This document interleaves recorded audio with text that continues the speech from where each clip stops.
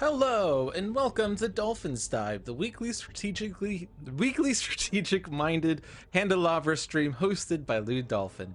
Handelabra believes in civil rights for everyone and in being as inclusive as possible, so any comments or activity actively working against those goals are not welcome and will not be tolerated.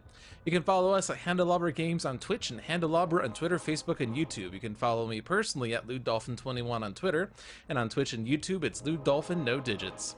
Sentinels of the Multiverse, Bottom of the Ninth, One Deck Dungeon, and Aeon's End are available on Steam, iOS, and Android devices, and Spirit Island is available in early access on Steam, and you can find more information on those games at Handelabra.com. Hello, John. Hello, DF. It's Valley Girl Oblivion.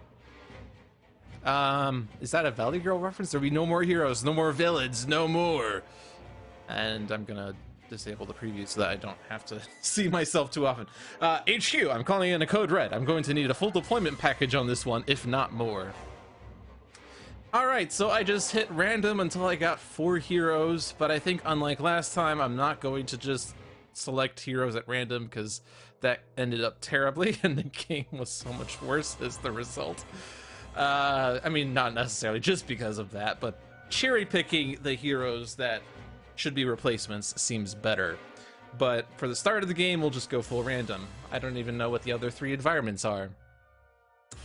But let's see, it's not even worth reading out the cards, because any of these heroes could get incapacitated. We got the primary objective again, that's the one we had last time. You're watching on your new TV, nice. So, I'm on the big screen. Dolphin in HD! We got Boar in Battlezone 2.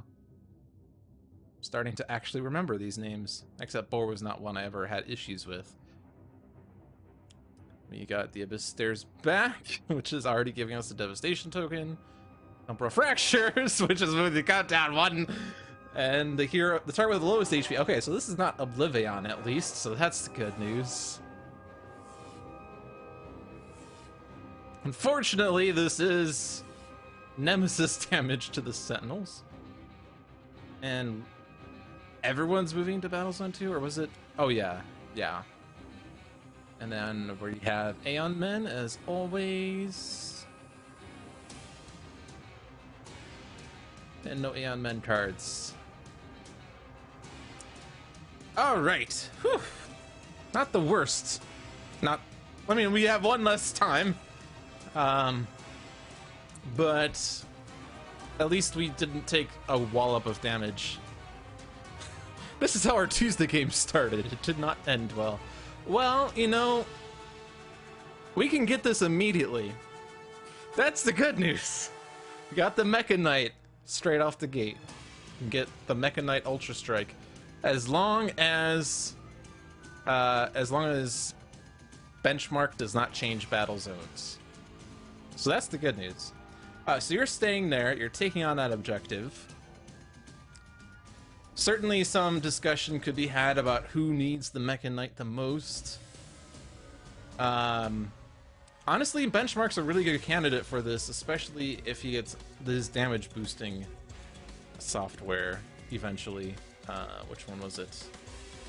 I'm looking for an icon that says +1, but I don't think it's actually that icon I'm thinking of. Multi-point HUD, and the icon is actually the X swords.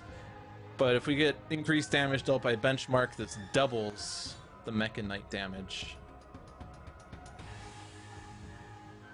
We do not have Idealist solo, Void Guard Idealist, out just yet, but the thing about this is that Idealist could put cards under it even if this isn't in her play area, so that's nice. Alright, so what's going on? Let's take a look and see what the other environments are. I forget where you see that. Set aside environments are Meridian Refuge, Wagner Mars Base, and Megalopolis. Okay, so those aren't bad. Wagner Mars Base is really nice. Stops damage in case there's a bunch of damage. I was gonna say in case the environment blows up, but if Wagner Mars Base blows up, that actually does stop the damage. We have Boar in this battle zone. Boar, the first time he's dealt damage each turn. So it's the first time he's dealt damage. On this flip side, he deals X and X based on the number of tokens on this card. Deals each hero targeting the player with the most rewards 1 damage. Increased damage dealt by this card. Yeah, so he does more and more damage on either side. John has never put a card under this reward. Well, maybe we'll go ahead and get this super set up this game. Because this can be a really good way of destroying Aeon Men as well, right? But anyway, we're definitely getting this. Each player will reveal the top card of the deck at the end of this turn, and we'll discard those cards. Because there's not any reason we would want to... Like, I can't fathom why we would want to draw additional cards and keep this objective out when we could instead have the Mecha Knight. Especially because if benchmark gets incapped, we lose the objective. So anyway, long story short, we're going to keep that in play. At the end of your turn, you may play a hardware card. Okay, so we have 3 hardware in our hand. This is really good. And our power plays the top card, because this is supply and demand benchmark. Alright, I feel like I'm kind of going all over the place here. Let's try to be a bit more structured. We have supply and demand benchmark, so unlike base benchmark that draws a card and deals 1 damage, he regains a hit point and plays a card.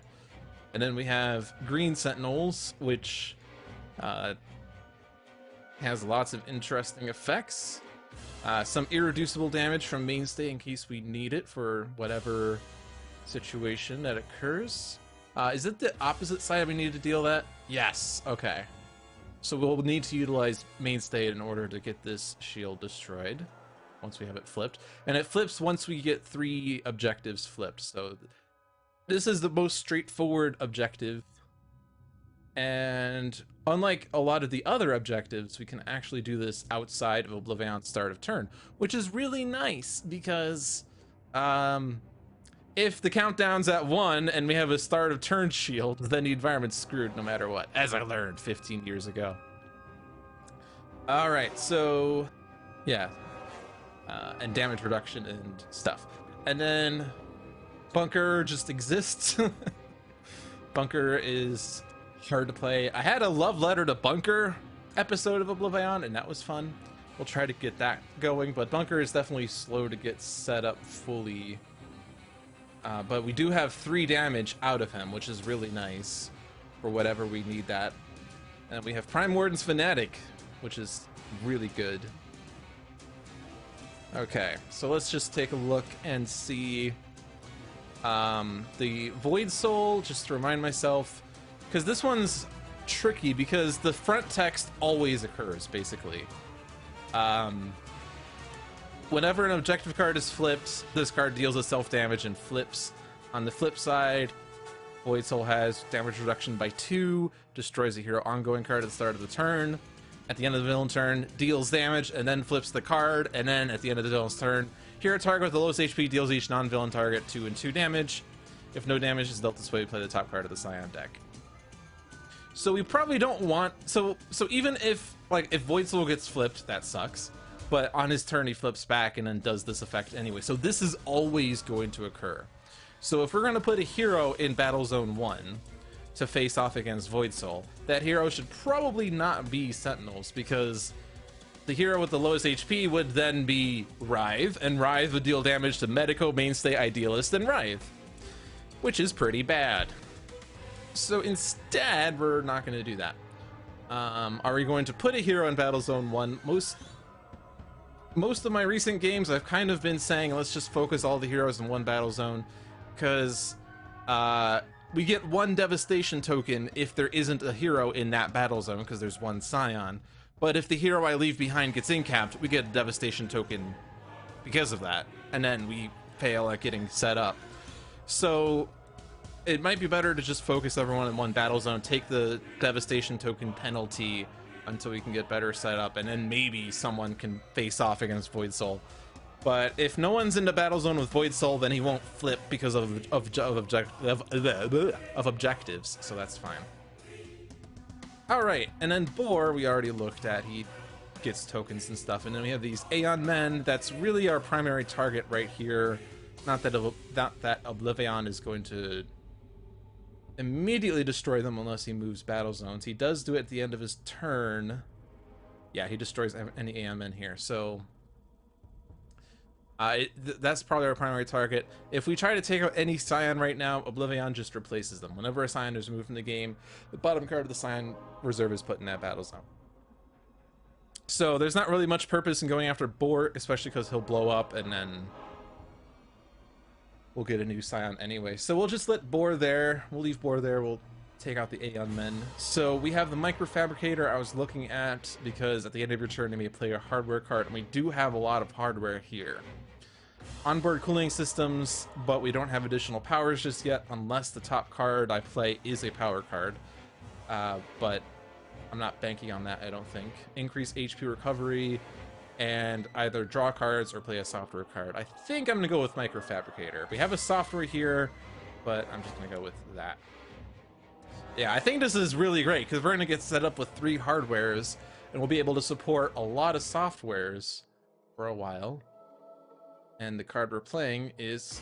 Ooh, multi-point HUD! Hey! This start got even better because now we can increase Mecha Knight's damage by 1. Alright. We're going to reveal cards. We're going to discard cards. Ah, no! Durasteel Chains! Oh, it's bad when one of the styles... Not styles, what are those called? Signatures. It's bad when a signature gets discarded because they're hard to get back from the trash. But we will live. Play a hardware. At the end of your turn, yeah, we'll go for the one that does end of turn because I could play onboard cooling systems on my turn, I think. It's not going to give me an additional power. Then I may discard a card. There's no reason to discard a card just yet, but there might actually be objectives that we need to discard. Which building a knight is not one of them. But since I pulled this up, building a king at the end of your turn, discard any number of equipment or mechanical, or destroy any number. If 3 cards enter the trash, we get T-Rex bots. So we do have a very equipment-heavy team here, so we could also get that immediately. And T-Rex bot would one-shot any Aeon Men we want, so that's really good. Yeah, so everyone will just stay here for the moment, take on that objective, and whenever Sentinels have team communication, you might as well play it, because you draw 4 cards. The only exception is if you draw a different card, which I did not draw. But if you happen to have... which one is it? If you have unique capabilities, you should play that one first. Because if you have team communication and you play that first, and you draw a signature, you cannot get it into play with unique capabilities then. You want to start with unique capabilities before you start drawing a bajillion cards that might be signatures. Speaking of signatures, we have Aura of Vision, which is the boringest of signatures. Gives an additional card draw to any player. Is there a better action right now? We could take out an Aeon Man with Coordinated Assault. Which we don't have... I mean, we have T-Rex bot that will take out 1. Coordinated Assault will be able to take out Aeon Vassal. Fling in the Darkness would take out Aeon Locus. That's a fun one. Could do 3 damage to several targets, and that would actually get it set up for Black Cannon and maybe Absolution to take out the other 2.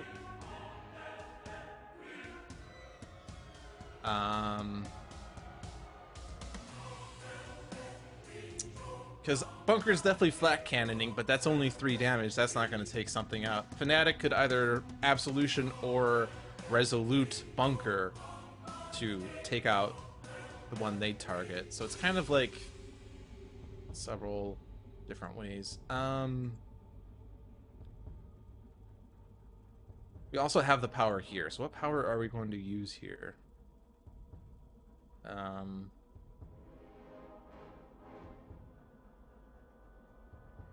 Probably I'll go for draw, because draw.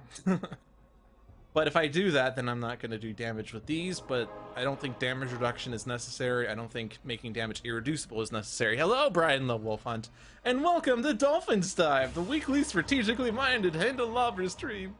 Okay. Idealist will deal this damage. And will wallop many things.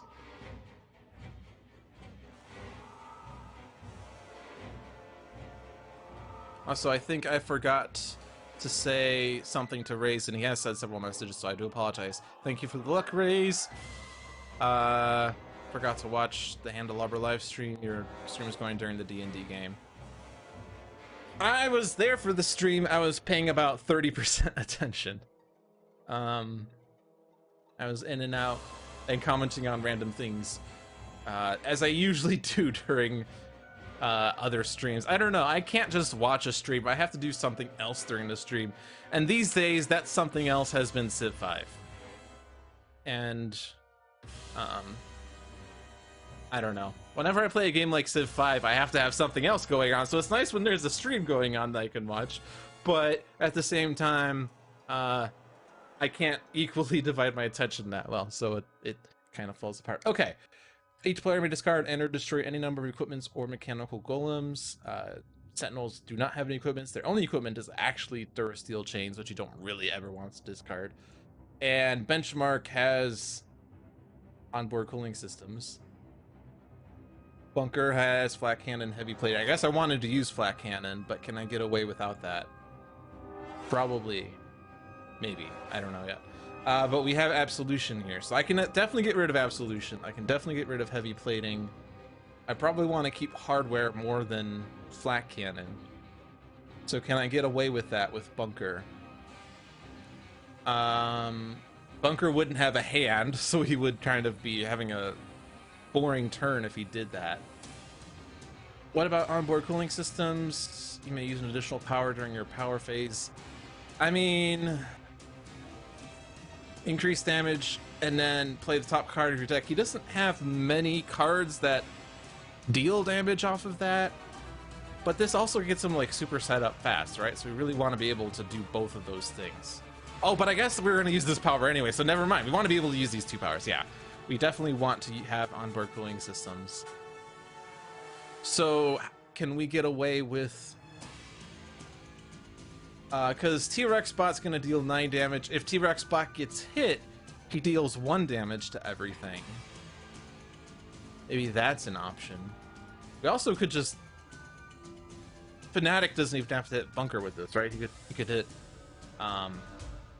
Benchmark, and Benchmark could do the Mechanite for 1 damage. But do you have...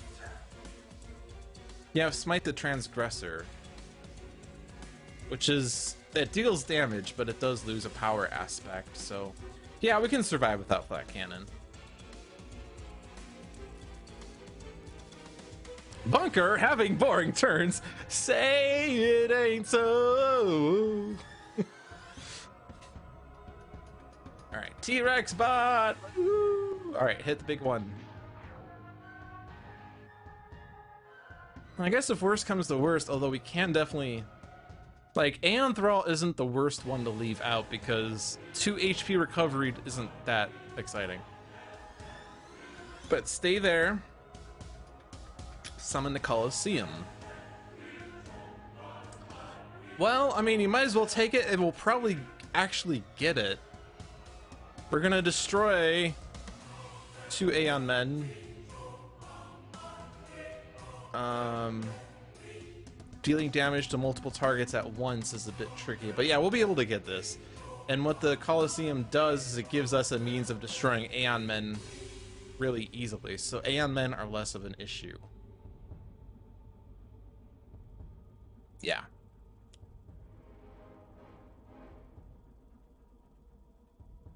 DF is watching 3 streams and playing a board game right now. And Reyes can't fathom processing that many different sources of audio. I'm the same way. I don't know how people can watch more than 1 stream at a time.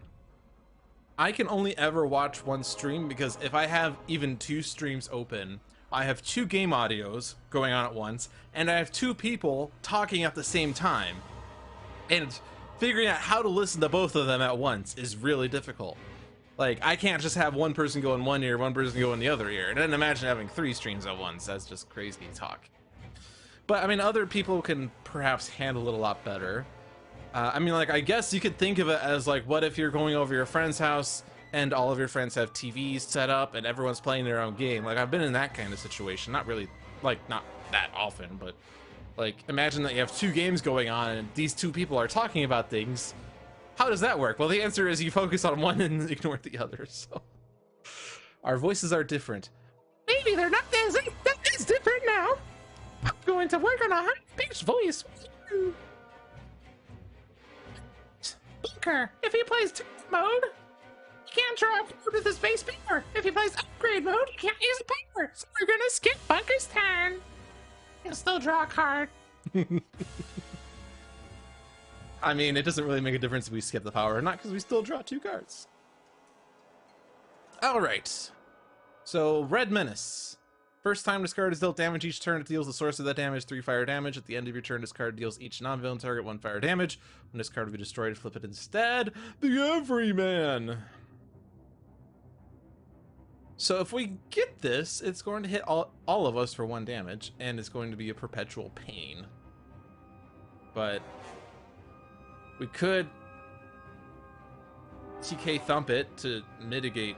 Well, actually, if we do that, then its end of turn damage becomes 0, and it only deals 2 damage when it retaliates. That must be fine. Time to mute Loot Dolphin. Stay there, take on the objective. Everyman's good. It's just getting past the Red Menace that can be difficult. Create Contraption is next. At the end of your turn, each player may discard a number of cards. Whenever an equipment card is discarded, add a token. When there are 5 tokens, flip this to get Chekhov's Hairdryer. We're getting some really good objectives here. Now, unlike the T-Rex bot, this one counts equipment cards being discarded anytime. So you don't have to do this immediately. We could do it when we have to discard for some other effect. Alright, well, if Fanatic... Is this a character card? I'm gonna do something real quick. Chastise. I can chastise Red Menace. Nice. Feel like... Well, okay. It's not a character card. So we know that now. I guess that makes sense. I think I remember hearing once that a character card is a card that doesn't have a back, or like doesn't have like a like if you I was trying to focus on the deck. Like, this is a back. Like, this has Fanatic's text on it. This is not a character card because it has a plain back. However, objectives, they don't have a card back. They have text on both sides. But I guess it's not a character card. Right, so if I chastise the Red Menace, I can't hit it, but it can't hit us. But then we just have this objective sitting around doing nothing for years, so that's boring.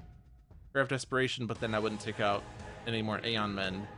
Smite the Transgressor, but I might not have an additional power. I'll play the top card of my deck. That might be a power. We'll try it.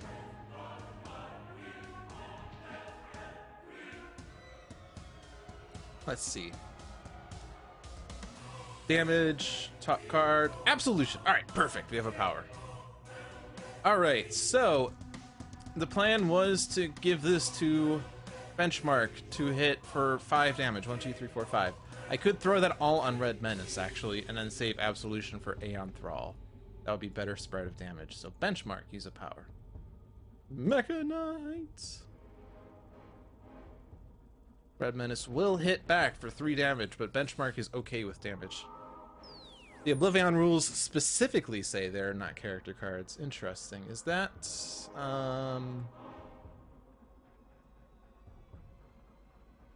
Let's see if we can find this.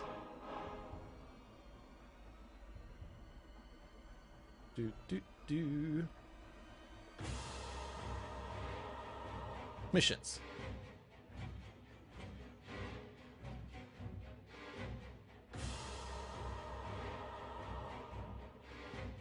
It doesn't say character card here.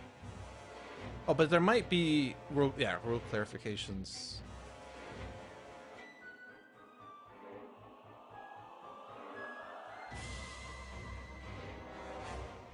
Cards from the mission deck are mission cards, but can also be villain environment targets. They do not count as villain or environment cards. That doesn't say character card.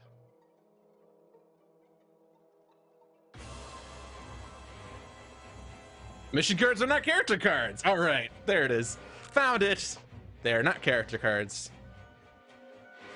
Brian has finished his next video early and is happily being lazy in bed. You sit there lazy in bed while I save the world. That's totally fine. Do I actually want to leave Aeon Thrall out and hit Red Menace? He's already been hit. Yes. Oh, this is Enclave of the Unlinks. Yeah, most likely Enclave will just take care of Aeon Thrall. And if Aeon Thrall survives and Oblivion destroys it, it's only 2 HP. I'm gonna focus on Red Menace. I feel like that's better. Enjoy saving the world. Yeah, T-Rex spot's gonna take it out anyway! Yeah, it's all exactly what I envisioned. This was exactly what I planned for. See, this was totally calculated. Alright, Battle Zone 1, Temple of Julong. Ooh, True Form. Maybe True Form will take care of Void Soul for us. What does True Form do? Non-environment target with the second highest HP. Well, there is no such target, so... Or no, never mind, it is! It's Void Soul, because Oblivion's in that battle zone. Perfect. Look, we already did 8 damage to Void Soul. We didn't have to do anything. Sound with lowest HP deals to 2 heroes with the highest. Well, there were no heroes. Deal damage to the heroes. There are no heroes. Alright. See, that's why we didn't go to that battle zone, because there's just going to be a bunch of damage. This has moved back to Red Menace. No! Blue, go! No! Top card of the Aeon Men deck. And then... what's happening? Something else happened. Oh, that's not the right deck. Move any Aeon Men in the other battle zone to this battle zone. That's fine. Side with the highest HP deals damage based on the number of... Yep, okay. That's fine. Who's considered to have the most rewards? Deal each hero target in the player area with most rewards. That is not Sentinels, because that's going to be too much damage. Alright. Add a Devastation token and play the top card. Move Oblivion to the battle zone with most hero targets. Awkward. That just takes out the Sentinels. That's 6 and 6 damage. Sentinels, no! Well, at least this will also take out Red Menace. So let's hit Blue Go first, because that's important. Then hit Red Menace. That takes out Blue Go, and the last hit goes on Red Menace. Oh! Oh! Oh! This was also planned.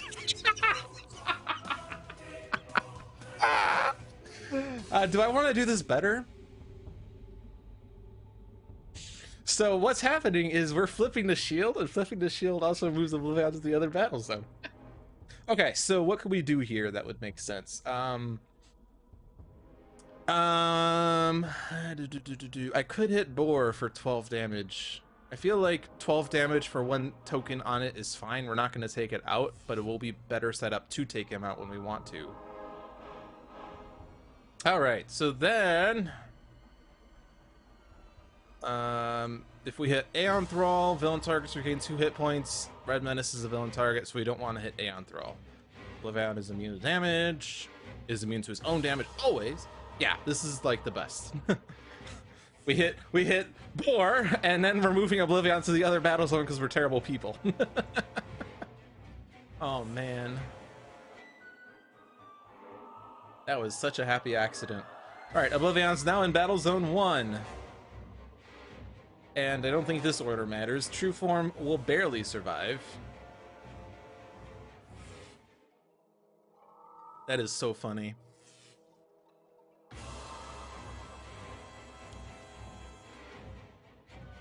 Blugo secretly wanted to save me.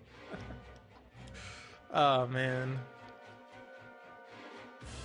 I think even if Blugo wasn't there... Hey.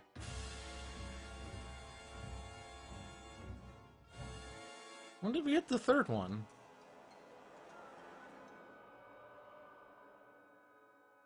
What one is... No. I don't remember. Okay. Oh, we still got 3 Aeon Men, of course. Okay. So this is gonna basically happen. We would like to have it happen before Bunker's power phase. He still doesn't really have a happy hand, but... Yeah, so I think... I mean, so, okay, so Impenetrable Flame... We can basically get whenever we want, especially if we get Chekhov's Hairdryer. Chekhov's Hairdryer immediately stops the shield. 6 irreducible damage is 5 damage in a single turn, so that would work great. So I'm totally fine with Benchmark getting this. I think it's still fine to leave everyone here. So we still have, like, we can deal with the Aeon Men. I was gonna say Void Soul. What is this? True Form can take out Void Soul for us. So I'm happy with this situation. We're getting Devastation tokens because we're not in that battle zone. But if I go in that battle zone, Void Soul hits us, and Oblivion might hit us, and Void Soul might hit us, so that just seems bad. Actually, Void Soul would hit us unless Void Soul had less HP. Okay. Not Void Soul, True Form. Okay. So you're going to stay there. You might as well take on that objective. We're not in a big rush to go for it just yet. At the end of your turn, if there are more hero targets in this battle zone than non-hero targets in the other battle zone, well, 9 hero targets, 3 non-hero targets. We'll get this immediately. El Mejor Legado. Awesome. Everything's coming up, Millhouse. Alright, so if I want to use multi-point and Mecha Knight, I'd have to use onboard cooling systems, but there's no reason to charge this up, because I'm not going to hit more than 1 Aeon Man with it, and this will already take out everything except for Aeon Locus. And I could also save this for the Microfabricator, because I can play a card off of that.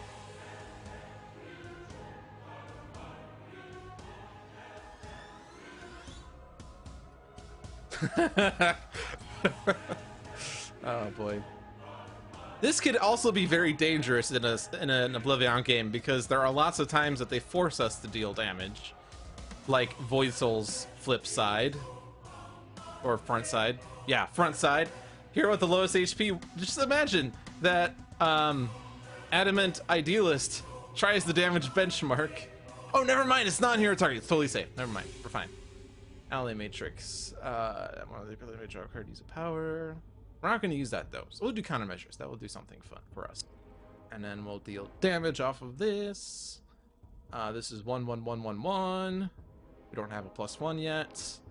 Devastation token. Hit points. Yeah, we'll go with Devastation token.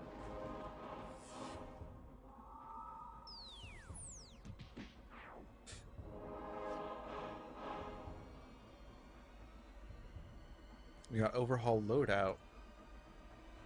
That will get us some exciting interactions. We'll play hardware.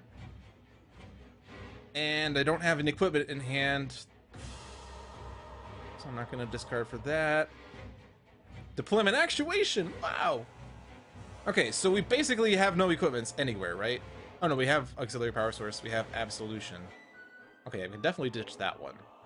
That's 2. Is there any reason we would want to hold on to these? I mean, Bunker's pretty sad because he still can't really do... He could recharge mode, though, right? But he might get Summon the Colosseum on Idealist. In fact, he will, because T-Rex Bot will take out an Aeon Man. Pure target with low HP will kill themselves from Void Soul's effect. True. That is true. Oh, we still have... Oh, no, never mind. Red Menace is gone. Ooh, Prayer of Desperation and Everyman. Hello, we can get you up to 6 cards. You don't really need... Okay. We don't have any other discard effects right now. Yeah, Bunker is going to ditch Auxiliary Power Source. Fanatic is going to ditch Absolution. Do I want to ditch Chastise and draw more cards off of Prayer of Desperation? Even though this isn't going to discard an equipment, we could still discard for this. Do we need to Chastise a non-hero target other than a character card? That would basically be Aeon Men. I mean, Blugo is a really nice candidate for Chastise, fun fact. But, we're not gonna... We don't have Blugo right now. Alright, we'll take that. No one else has that, so we'll do that. Stay here.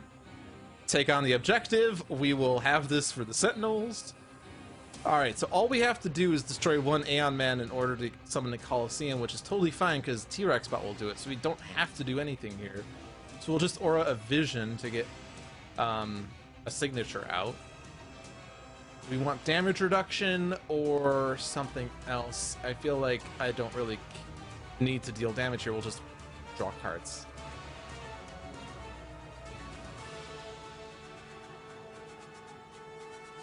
Even though we don't have every man in this battle zone. T-Rex bot loves El Mejor Logado as well. Alright, Enraged Terror Bird is here. This card deals itself 2 melee damage. Is that... 8 is more than 7. No! Oh, man. Okay. Big hit on Aeon Locust, I'd say.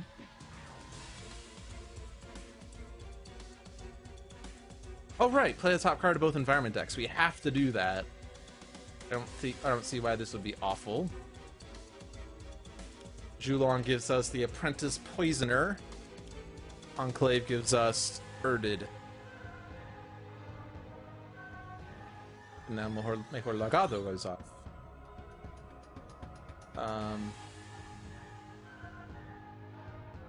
Oh, Villain Target. I was wondering why Erdid wasn't showing up. Second highest is Primordial's Fanatic, so we'll need to think about that one. Yeah, I don't want to hit Boar for just 3. Stay there. Take on the Enraged Terror Bird. This will give Bunker Arataki. Gives damage reduction, and when a hero target will be dealt damage, redirect it to Arataki. So that will actually work well with things. I wish I could Bloodsworn Exhibition the Terror Bird, but c'est la vie. I'll skip that. Bloodsworn to take out the remaining Aeon Men. Choose for me, yes. Although that might also hit hero targets, maybe, but because it doesn't say non-hero targets, just targets. Okay. Put this card on top of a hero deck in either battle zone. You know, this works really well with Primordial's Fanatic. Play the top card of your deck, and a hero could use a power such as Bloodsworn Exhibition.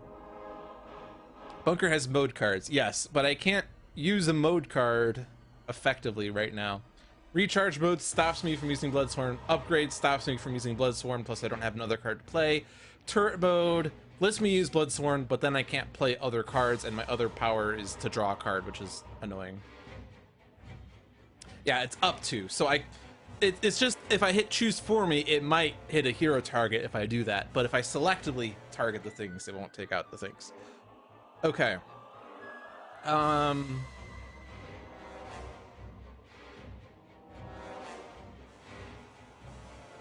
If I put it on top of Fanatic's deck, Fanatic's just gonna draw it. If I put it on top of Benchmark's deck... folly.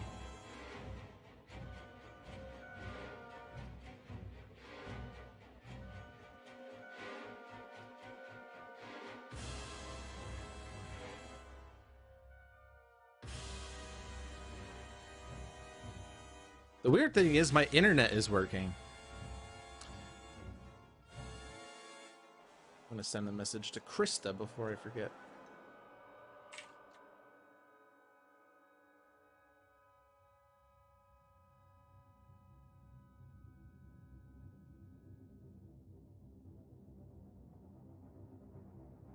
I'm back in the chat room. Uh,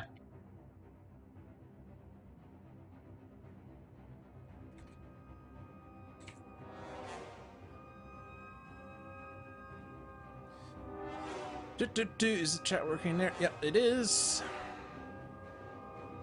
Yeah.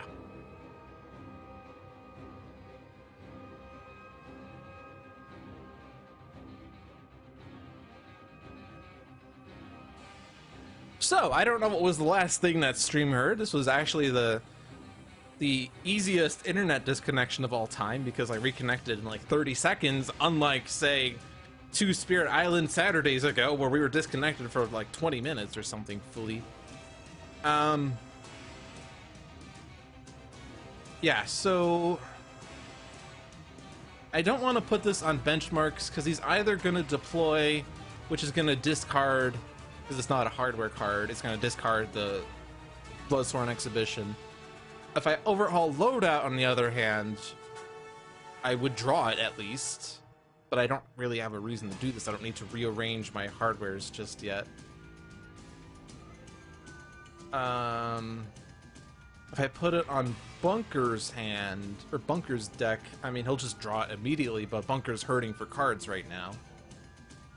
If I put it on Sentinels, that might be the best candidate. They do have a healthy hand right now, and we've just been using regeneration to draw additional cards. See, if I put it on Fnatic, like, I'm just thinking...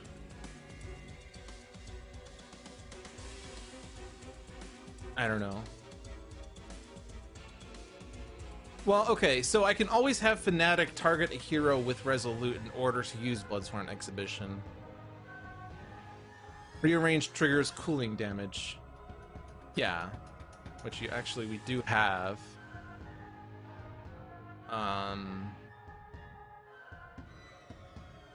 We would like... Well, I don't know. Yeah, she'll draw it with Prayer.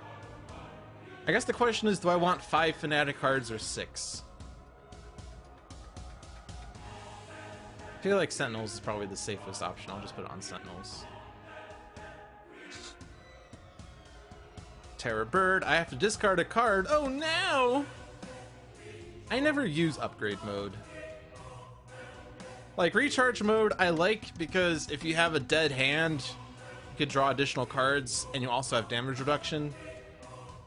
Upgrade mode, it's like, if I'm going to use upgrade mode, I want to have 20 bajillion cards, but if I have 20 bajillion cards, I already have other things I want to use with my powers. And playing an additional card during your play phase, like, yes, I could play upgrade mode and something else, and then the next turn I could play 2 cards, so that next turn I'm like 1 card ahead from where I would normally be, but that just seems so slow. I mean, turret mode is really nice when Bunker's fully set up. I think turret mode is the only mode that people like. Recharge mode, I feel like, is nice for certain situations. Upgrade mode, I feel like I never enjoy. If you are dealt damage, redirect it to a target. We could say send it to T-Rex bot. T-Rex bot hits for 2 damage, and that would include the Enraged Terror Bird.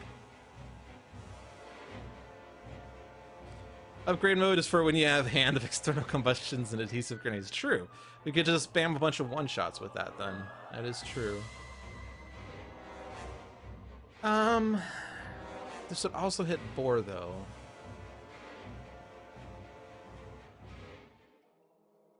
For 2 damage. I'm not really happy about 2 damage. I mean, we do have to take out Boar eventually. Or do we? But...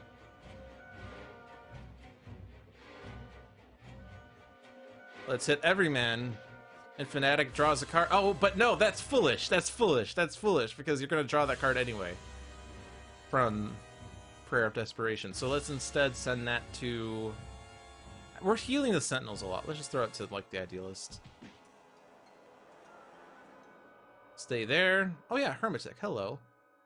The return discard deals each hero target 1 irreducible infernal damage, and any hero card dealt damage this way deals itself 1 psychic damage. And when it's destroyed, we get the Bloodstone. The nice thing about the Bloodstone is that it can come back. It's also a relic, so Fnatic won't end of days it. Alright, take on that objective. That sounds fine. Prayer of Desperation.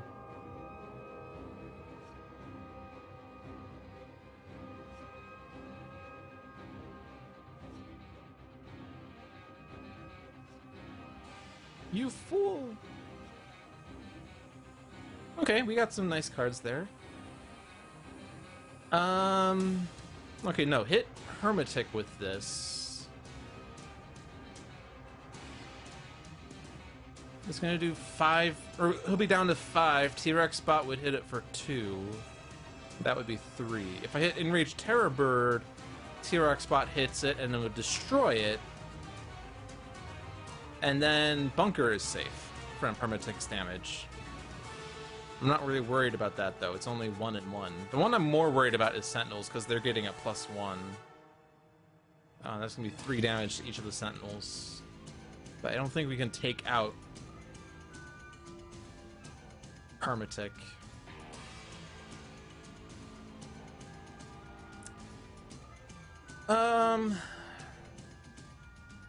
We still have a Coliseum, maybe. Coliseums are actually really good at getting rid of these objective targets, as long as we get them down to 7.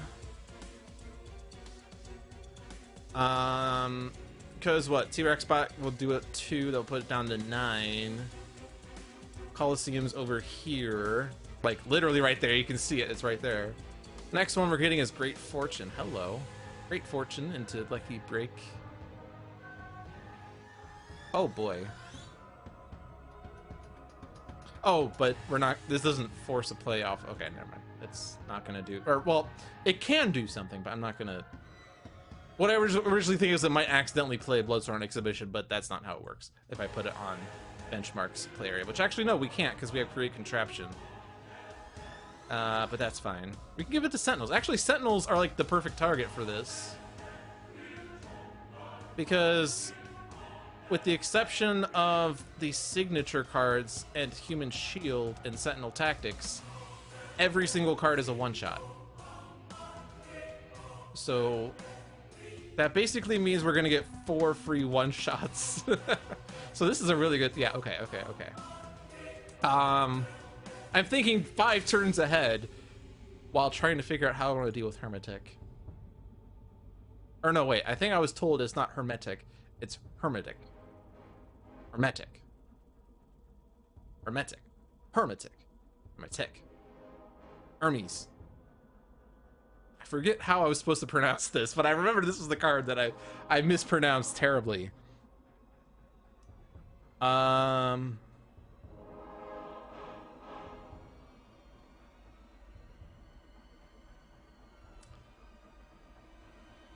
we do something with board here? Silent H, emphasis on second E. Hermetic. Hermetic. So I'm pronouncing the H, which is one thing I'm wrong, and I'm supposed to emphasize the second E, but whenever I think about emphasis, I always overemphasize. I pronounce it the same as that word. The problem is I've never heard that word before, so that doesn't help.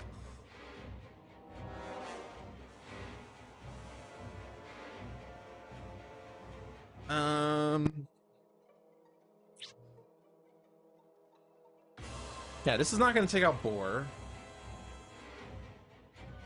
However, we are going to hit Boar anyway with T-Rex Spot because of Hermit, because of H. So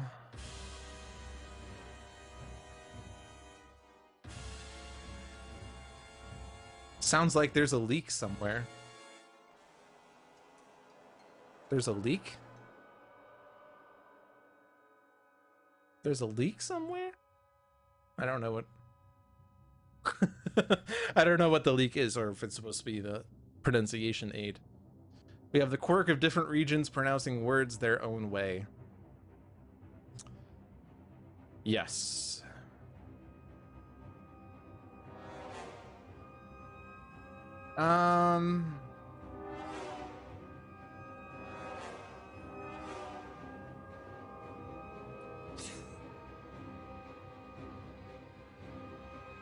I don't know. I feel like I could hit Enraged Terror Bird and get that objective. But I'll get it with the Sentinels almost certainly anyway, just by destroying it. I could hit Boar, but we're not really taking Boar out anyway. And yeah, we still also have to think about the fact that we have to flip Oblivion at some point. How many times can they move the countdown down in one turn? He can do it one. So we're gonna flip him next turn, I think. Because there's a 1 in 21 chance, actually slightly more than that, that he'll Temporal Fractures. If he does it once, it's fine. If he does it twice, which he can't do, so actually that can't happen. But yeah, I have to flip Oblivion next turn. So if we're flipping Oblivion next turn, then we could start considering hitting the Scions. If we're going to hit the Scions starting next turn, yeah, we'll do the big damage here. Because we're going to have to hit them anyway. And we'll hit T-Rex bot. T-Rex bot. It's things.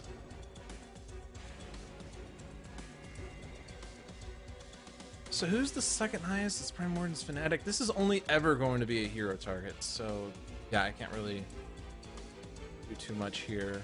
I don't think order matters. Hermetic. I'm gonna start saying Hermetic, although I usually say her. Hermetic. It's his and her. Her. Hey Seamus, welcome to Dolphin's Dive, the weekly strategically minded Handelabra stream. Alright. Master of the Temple, take 2!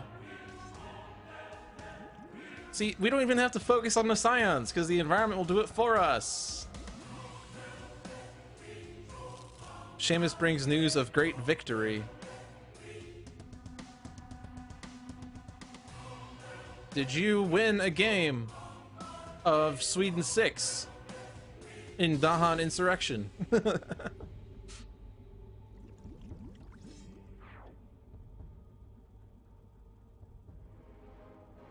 Hey, I was close. You beat Brandenburg, Prussia on level 6. And England level 6. Nice. Was that the 2 adversary setup from not Branch and Claw, but the one that's coming next? Unless that is Branch and Claw. No, Branch and Claw is the next one. But I forget which one was kickstarted. Friday is yet to try England. I tried England for the first time on Saturday with John. Jagged Earth, that's what it is, that's right. Let's give this the Benchmark. Benchmark will eventually be able to heal, no problem. He doesn't have it yet, but he does have a thing that increases HP recovery, so he'll heal no problem someday.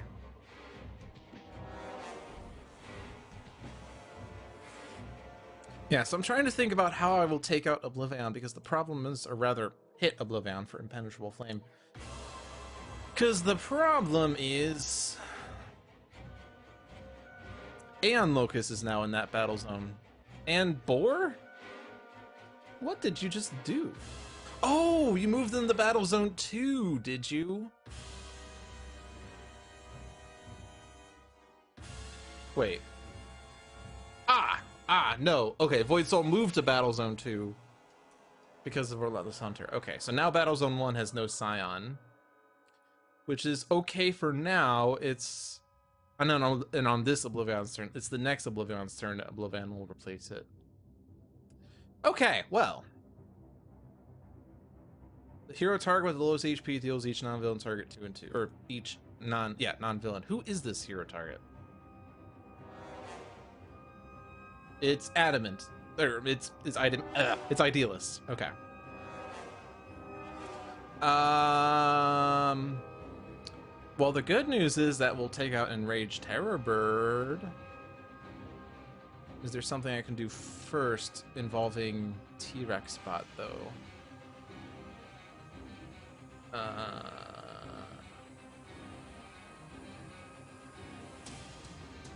T-Rex Spot's gonna do 2 twice. Let's go with Void Soul down to 7 and Boar down to 5. Yeah, I can't prevent this damage, unfortunately. And this is 2 and 2. Oh, man.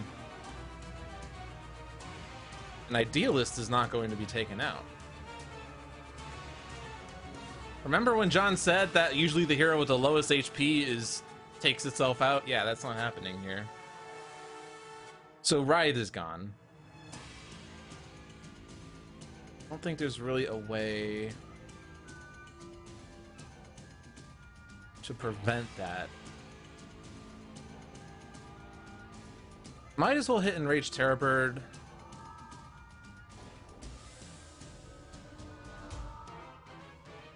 Oh. Well.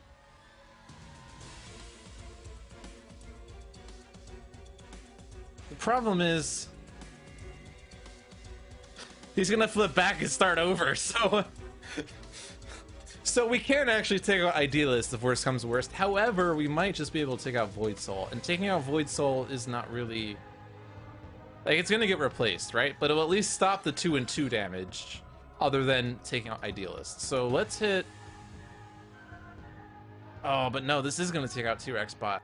That's the problem as well. Yeah.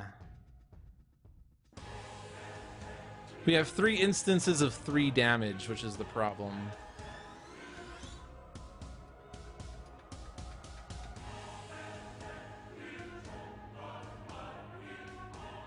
So yeah, I mean, I can take out Idealist. So what I can do is hit Enraged Terrorbird, Void Soul flips, Void Soul hits the Sentinels, T-Rex bot, and Mejor Legado.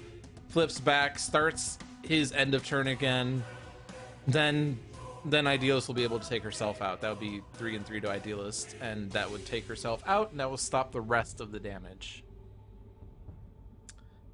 Because I can't use T-Rex bot to try to take out Void Soul, because this is only going to do 2 damage twice, and that would take Void Soul down to 7. No, I can't hit Boar with this. I could hit Boar twice for 2 damage, but that won't take out Boar. Taking out Boar would also kind of be like, let's flip the board and destroy everything, which is not even better. So, yeah, we'll just go with the easy option. Unless we want to take out Erdid. Second highest HP is Primordial's Fanatic. Yeah, that's not ideal. Orbo is hitting Mejor Legado. But it also hits the target with the second highest HP, which includes Orbo. Let's just hit both of those guys. Orbo does extra damage if that target is 4 HP. Yeah, so we'll just lower him, and then we'll take out the Enraged Terrorbird.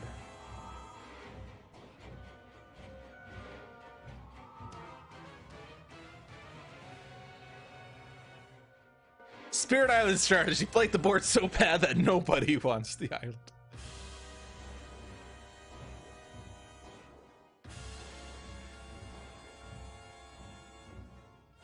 So unfortunately, this means we're not going to have Aura of Vision. I was going to use Aura of Vision to get Bloodsworn Exhibition, but now I can't. I'll still draw it. I'll just have to find a time to play it. Or I might not even have to bother with it. Actually, I don't need it, right? Because when the... No. When the shield is removed, each player draws a card. Remove devastation tokens. Levan moves to the next page. Deals each non-villain target 4 damage. Top 2 cards of the Aeon deck. What was I thinking? That he destroys all Aeon or removes them from the game? Well, he doesn't ever do that. No, never mind. He would rather destroy them, and he doesn't do that. Okay. I know that Aeon Master removes Aeon Men when he gets destroyed, but that's not what I was thinking. So, alright. No order here that makes sense.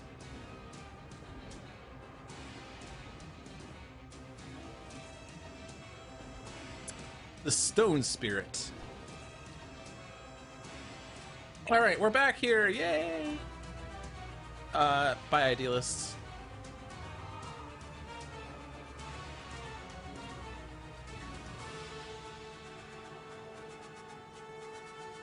Each sheriff target the player with the most awards. Ah, no! Ah! I should have realized, I guess, that this was happening too. Well, if that's just gonna happen, then I'm gonna take out T-Rex bot on my own fruition then. Because that will do slightly more damage.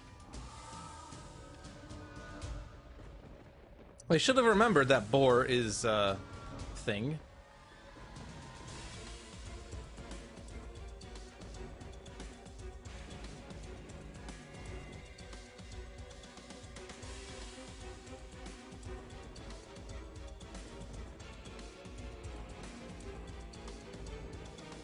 I think I don't want to do it this way because I'm going to accidentally hit the thing again. I'm going to go back a second.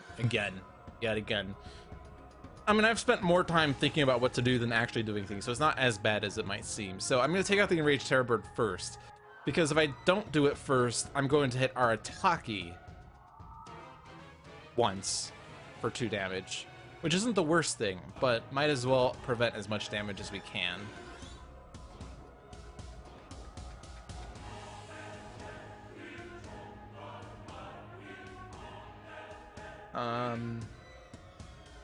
This doesn't matter, right? What am I doing?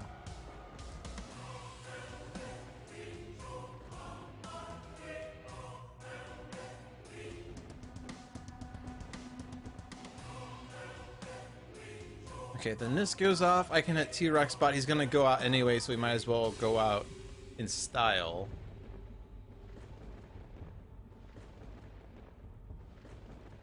This is actually kind of ideal. We have both Scions at low HP. So we'll get Oblivion to phase 2, and then we can take out both Scions. You can only replace one at the start of his turn. Or end of turn, or whatever.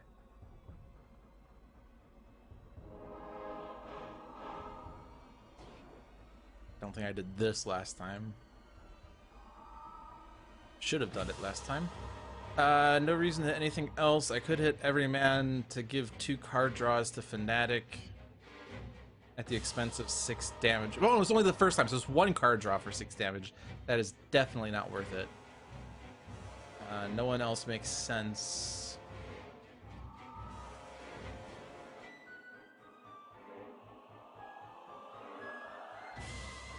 And now, why is this a thing? We're being asked questions here. Why do I not have the most rewards now? Oh! Because we still got T-Rex bot. Hey. God damn it. Ah. Oblivion game is always a game of, oh right, that's a thing. Right, so we could actually save the Sentinels, which is better because then I don't have to deal with losing all the rewards, which they have Mejor Legado and Bloodsworn Exhibition, which is technically not their reward, but it belongs to them now. Bunker. So what is this? This is a ridiculous amount of damage, right? It's 1 plus. Oh right, and it was the Sentinel's Nemesis, so it's actually 7 damage. That would become 7 and 7 redirected to Arataki, so 6 and 6 is 12. Should be down to 10 already. I mean, Fanatic might actually be better with it because for 1, Fanatic loves damage, and for 2, Hermetic. Hermetic would revive her. See, it's great because that's actually a double entendre. Hermetic would help her.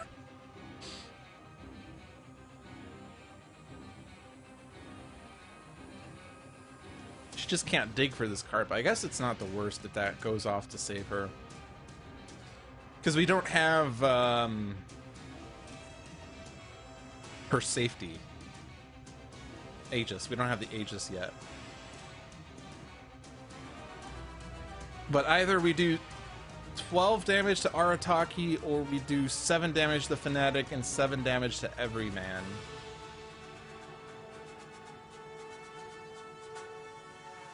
Fanatic's a better target. Then again, Bunker's like boring anyway, right? No, he has grenade launcher. He can do things now. Yay! All right. Yeah, she doesn't have her Divine Retribution yet either.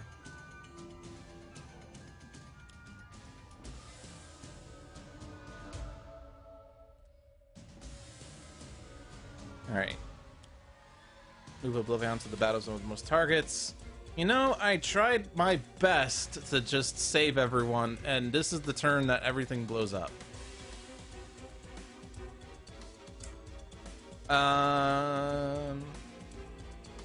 Yeah. I mean, this is really not ideal, because I said this was a really good time to have Sans at low HP, and then Oblivion does this crap. He's immune to his own damage, of course. If I hit Boar, Boar blows up. He would actually get Oblivion flipped, wouldn't he? Yeah, because it's not hero damage. So actually, that's a way of flipping Oblivion. When Oblivion flips...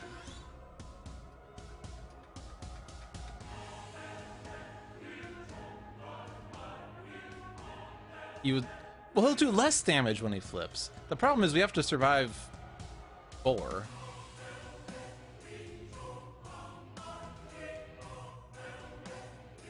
I could hit the Locusts. But is there a card that moves him to the other battle zone? Move any heroes dealt damage this way to the other battle zone. That would save us.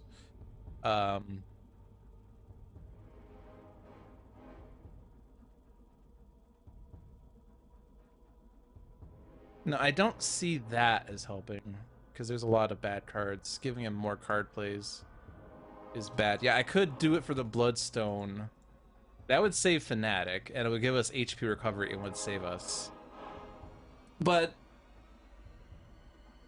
how much damage is Boar doing? He's gonna get an extra token too, so he's gonna do 7 and 7, which is basically tear through reality right now. But this is gonna happen anyway, right? We can't stop that.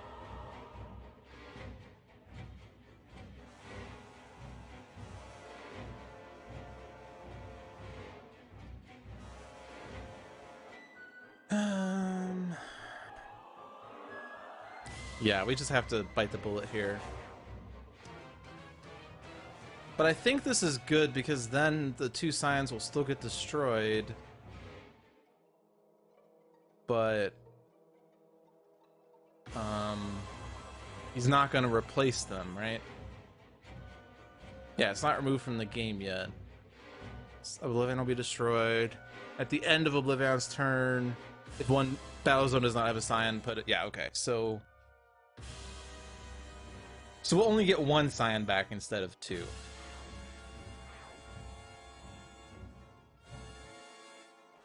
Oh, this is only 6. Oh, because it didn't add the token? Okay.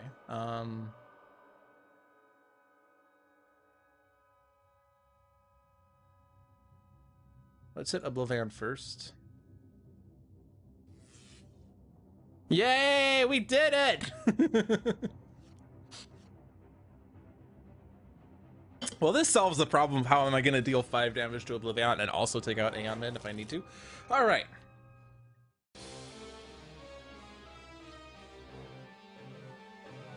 And then it's only 4 damage here, so that's better.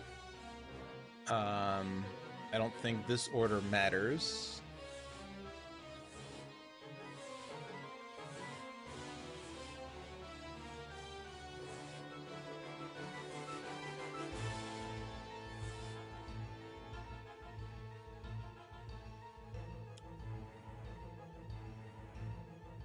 Yeah, he's playing the 2 Aeon Men immediately, but Boar will take them out. So that's good news. No, he's not. Wait. Wait. Wait. John? John? John?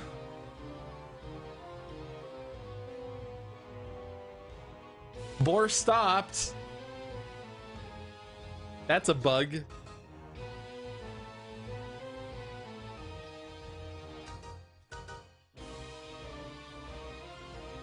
Boar is not supposed to stop. He's still in the middle of his destruction.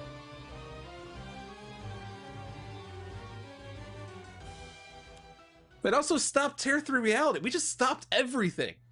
This is cheating. Okay, well,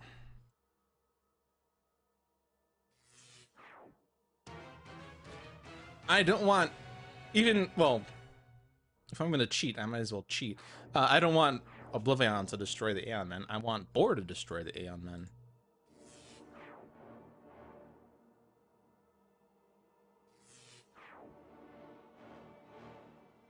Okay. I could take out Void Soul, but that's not going to do anything. Each hero target regains 3 hit points, and then it will be replaced. This is a bug where he stops because he changes his pages, but he should not in this case. So it's a bug that's known. So I don't have to report it. If I do report it, I should probably wait until after the turn is resolved, because otherwise... Well, maybe not. I don't know. Do I want Hermetic? I'll take Hermetic.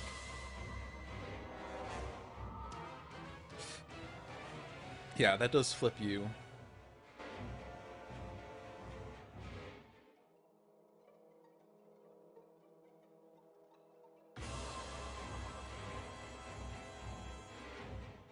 Actually, we're not destroying Void Soul because of the bug.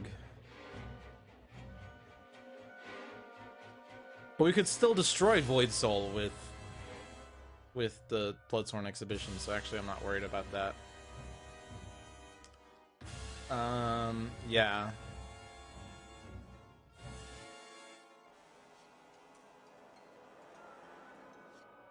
Okay. I know it's a thing that has popped up several times, so either I've reported it in the past, or it's so well known that someone had to have reported it already.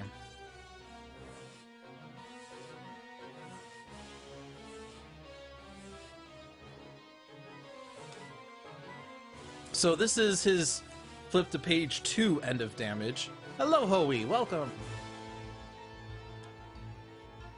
But now it's gonna, well, Boar will still do the rest of his damage instance, but he's not gonna continue doing damage here because we cheated. Now this is the 4 damage, and it's... Actually, this is gonna take out Sentinels. I don't want that.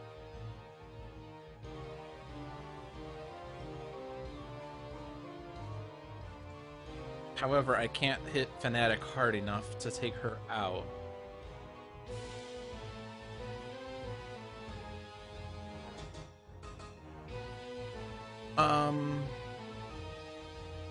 I could use Bloodstone with Boar, which means I have to rewind and cheat again. But really, all of this should have happened, so it's not like I'm cheating. Actually, I'm cheating less as the result. Yeah, hit Hermetic. Void Soul does a thing. And then I could hit Fanatic with this. It's not going to matter, right? It's 6/6 either way. So let's hit Fanatic with this first.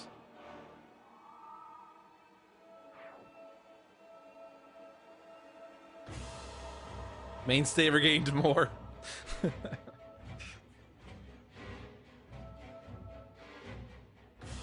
Fanatic flips from heal to heal.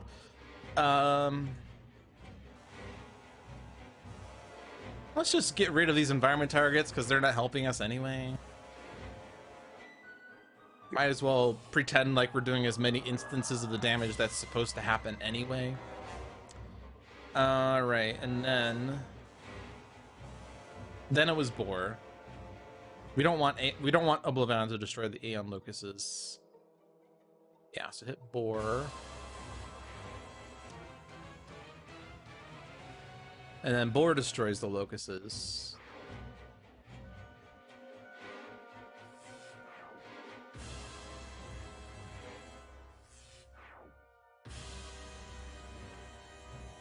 And then that would take out Void Soul, but that's not ideal. On the other hand, I take out Void Soul, a new Scion comes out, and then Boar hits it for 12, right?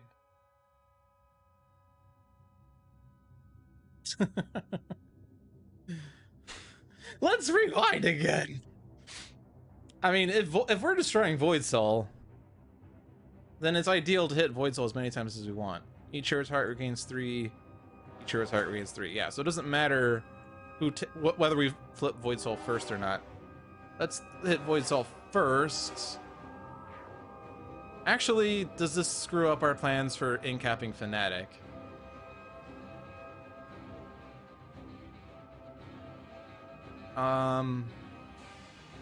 Kind of does. Let's start over again. Yeah, that's actually what I'm thinking of, Raze. So let's hit Hermetic.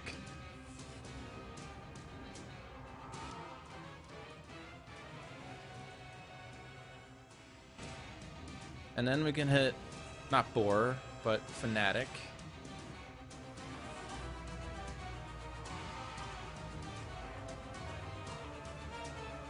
I might not need all this healing, but the thing is, I'm only getting 3 off of Void Soul, and the Sentinels were taking 4 each twice. So they need to have 9 or more in order to survive. Which is really what I'm trying to do, is keep them alive. Okay, so hit Void Soul then.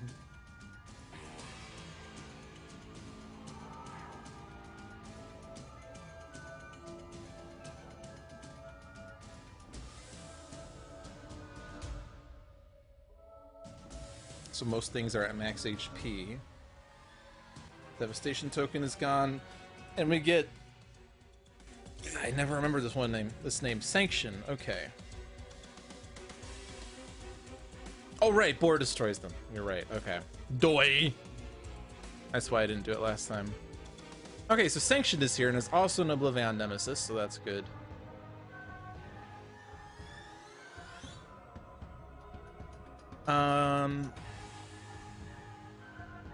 Yeah, kind of bad when you have flipped.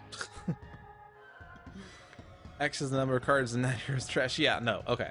But there's still a lot of cards in this land deck. So, discard cards happen a lot when the objective is flipped or moved. Discard.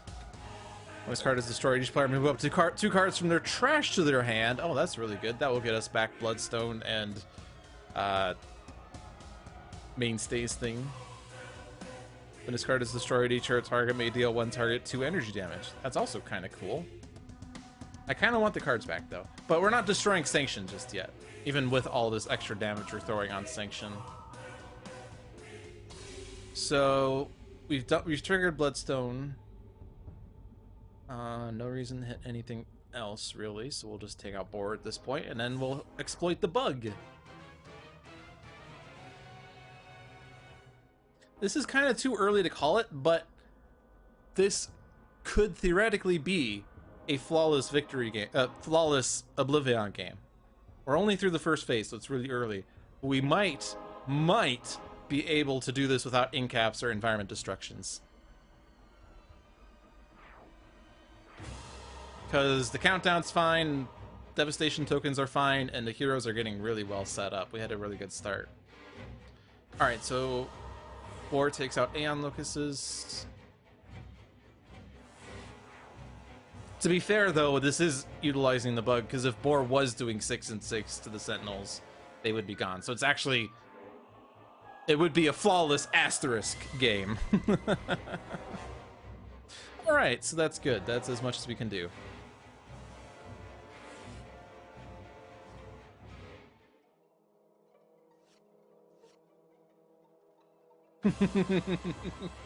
It's flawless, except it's flawed.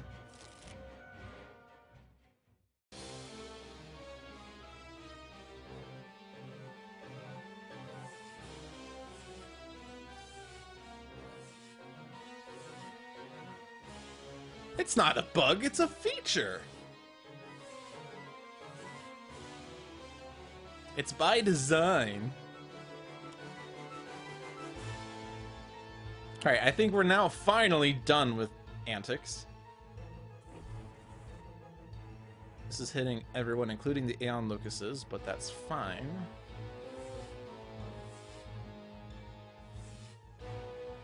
Yeah, the Sentinels would have been dead without the bug. So yeah, it would have not been a flawless victory. Fine, John.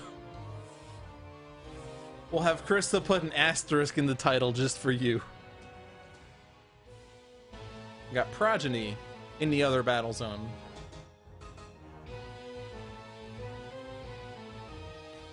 Alright, so do we just go after Oblivion? I mean... Benchmark's kind of already set up.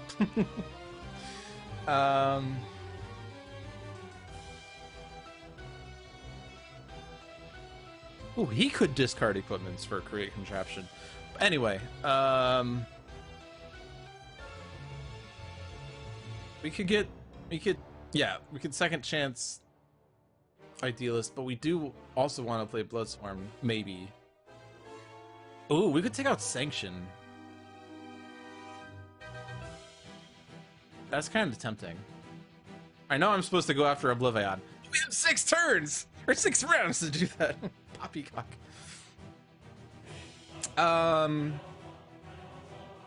We still have Great Fortune. That's gonna go in Sentinel's play area. They're gonna basically get it activated unless we draw a signature, which would be tragic. Yeah, so stay there. You're not swapping or shuffling. So you already have additional power. You're gonna do multi-point and Mecha Knight. That's gonna do 2, 4, 6, 8, 10. Actually, no, this is a Nemesis. 15 damage, and that's gonna put you at 7, which is literally the amount of HP we need Sanction to be at. All right, so that's great. We're gonna deployment actuation and see what hardware we reveal. Let me move a hardware or software from your trash to your hand. We don't have one, but that's fine. Do we want to overhaul loadout instead? I don't think so. We're not. I guess we could proc a software off of this, and that would take out. Actually, we'd be able to hit Oblivion with this. That's fine. Deployment. Wow, we had to dig through 15 cards. Hey, but now we got softwares in our trash. Nice.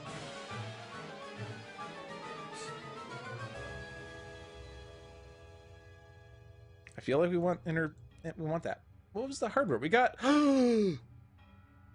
Okay, we got the Inferno missile pod. And I always need to quote Dr. Evil here. All I wanted were missile pods with freaking infernos attached to their head. Inferno. Oh, I see. Inferno. 1 million damage. Okay. All right, so intervening path calculator. Whatever the hero with the lowest HP would be dealt damage. So we could save the hero with the lowest HP, redirecting it to benchmark until he becomes the hero with the lowest. You already have countermeasures. Load on installation.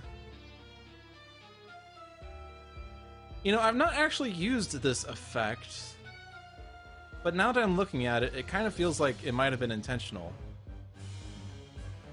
You could play load on initialization if you have too many if you have 3 hardwares, 3 softwares, and then load on initialization, you play a software, then you have 3 hardwares, 4 softwares, you destroy this card, well, you draw a card and destroy 2 softwares, you just destroy load on initialization. So you basically replace load on initialization with whatever other software you would want, but also get a card draw out of it. I don't know.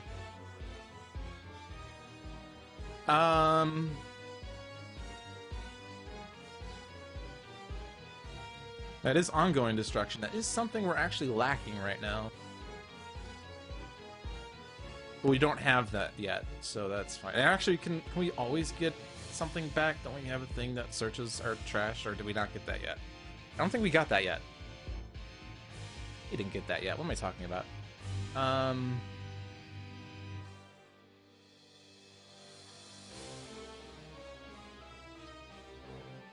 Lots of interesting options. Ooh.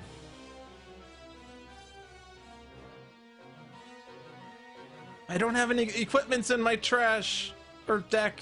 Ah.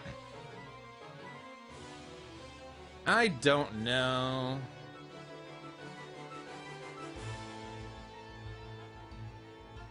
I'll go with safety. Power. Multi-point HUD. And then Mecha Knight Ultra Strike. Sanction for 15.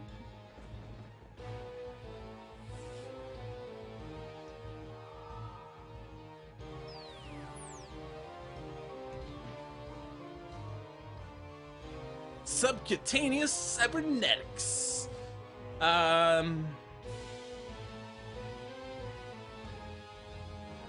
See, the problem is if I discard it, I could get the hairdryer. I don't need the hairdryer though, but if I get the hairdryer, then I have an objective slot.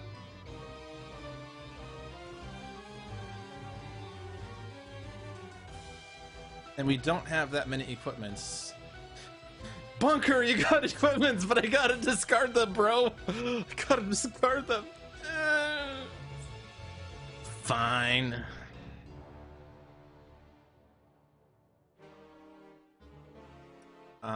It doesn't matter. Is this one? Discard any number. Yeah, so it doesn't matter. Well, okay, discard now. Oh, it doesn't truly. But it doesn't count. It doesn't count. It doesn't count. It doesn't count. No. Whatever. Whenever an equipment card is discarded, so I have to discard and not put it underneath. That might be a bug. Because it doesn't say instead, right? Yeah, it doesn't say disc. It doesn't say instead, so it did happen. I may play a card. Intervening path calculator. Software entered play. Excellent. That was exactly what I wanted.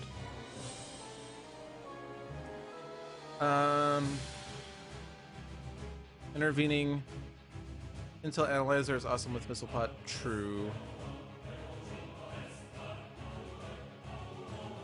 I don't even need to do that. Alright. Each player will discard any number of cards. Bunker, discard 2 grenade launchers. Sorry, buddy. I swear you're gonna have a hand someday.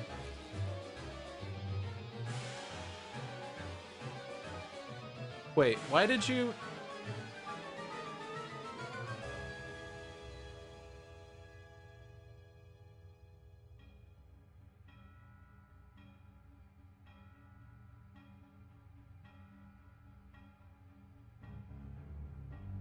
Oh, did I not put anything underneath? Is that what happened? Okay, never mind. I know why.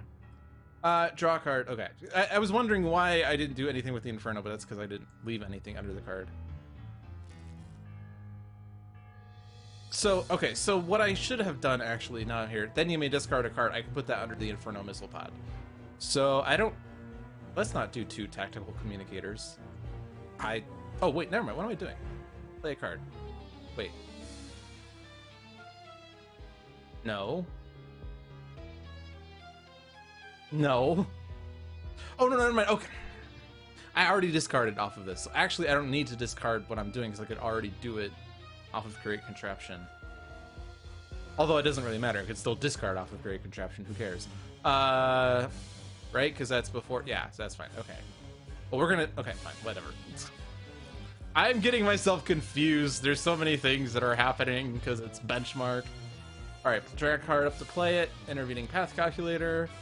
That entered play. Hit Oblivion. And then I don't really need anything else. I'll go ahead and hit Sanction. Whatever. Benchmark. You could discard Tactical Communicator to put it under Missile Pod. I'll let you save your other cards. Bunker discards Grenade Launchers. Great Contraption flips. Now we deal damage to Oblivion. Alright. Stay there. Take on the objective. Right. Do we want to... I would love to revive Idealist, but I also want to destroy stuff. So I just will destroy stuff. Sanction was destroyed. And we can move 2 cards from our trash, like subcutaneous thing. Yeah! And also this does lots of things. Deployment actuation, because I get more of those. Durasteel chains. T-Rex bots!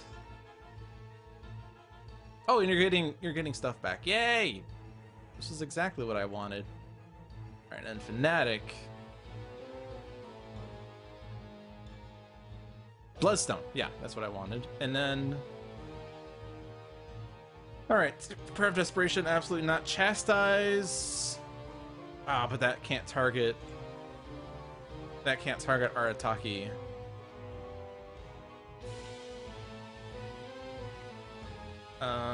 We don't have any absolution for... Oh, we have one. We have one. We've seen so many absolutions. I'm so confused. Smite the Transgressor, probably. Final Dive is cute and all. Yeah, let's take Final Dive, whatever.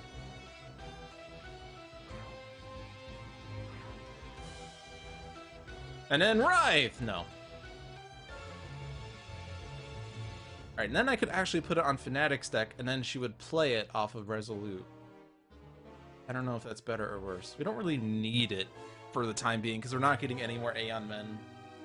So we could just throw it wherever. Let's just keep it on the Sentinels, I guess, for consistency.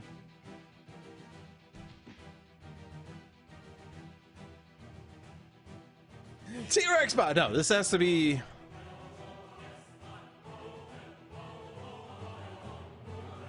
Because there's a bunch of one-shots, but there is one ongoing signature, two ongoing signature, two ongoing limited, but... and two ongoing. It's basically going to be... it's one shot. It's basically going to be one shot. So I can get Idealist back.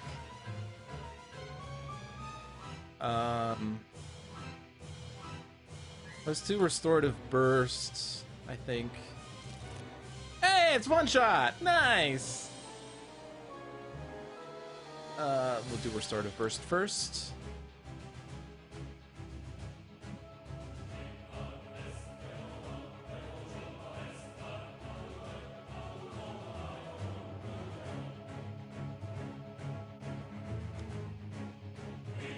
Dr. Medico deals damage. Writhe deals damage. Great Fortune was accomplished. We revealed good hero, bad hero. For damage. Alright, great. You can play one-shots. Bunker has none.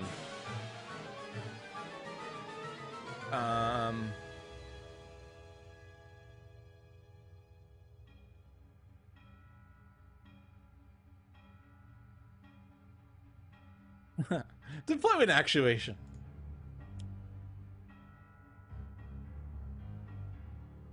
Get the flash installation drive. Nice. Put a software from your trash into play. So actually software into trash is really good.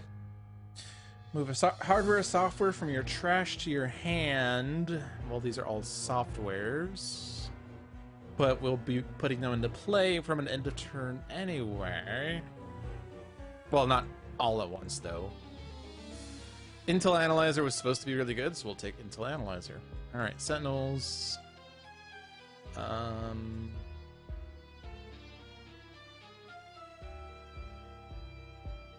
Let's do Coordinated Assault. We don't have Durasteel Chains, though, so it's not going to do the maximum possible damage, so maybe not. But a lot of these... Oh, no, I guess we could just do Horrifying Dichotomy, although we don't have the regen off of Medico, but this is still 8 damage to Oblivion. Bunker doesn't have a one-shot. Fnatic... I guess he could Holy Nova. I mean, there's obviously hit points to regen, although... No, we do have them. Yeah, we can take it.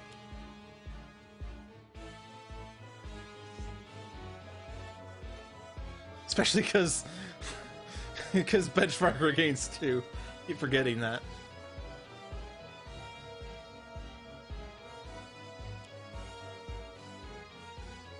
And then we can deal damage. Alright, so what's next? We have Filter Heist. Reveal the top 3 cards of your deck. If they're different keywords, discard. If not, shuffle them. Get the Infinity Cannon. That's acceptable. It's an upgrade to Bunker's base power. So there's no heroes in Battle Zone 1.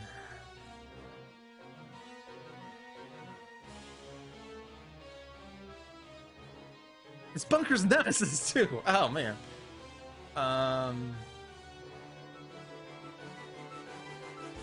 We have 3 Devastation tokens, though. That's, like, piddly. We could probably just stay here again. Again, we have like, well, I guess now true form can't hit anything. But yeah, we'll just stay here. This is where Oblivion is anyway. Take on the objective. So the next one is a true hero, which I think we could get, right? Because the Sentinels count more. So not only does Fnatic have Bloodstone, but she also has a Brother's Sacrifice. That's loaded. Alright, Flat Cannon. That's what we're going for here. Bunker has dealt damage! Reveal 3 cards.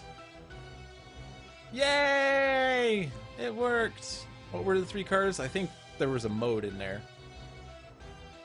2 ongoing modes and an equipment limited. Alright, that works. Good enough. Stay here. Take on the objective.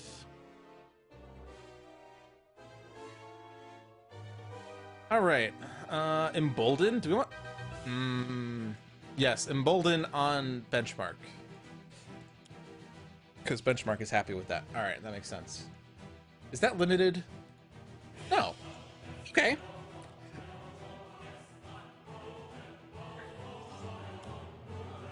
Sanctifying Strike.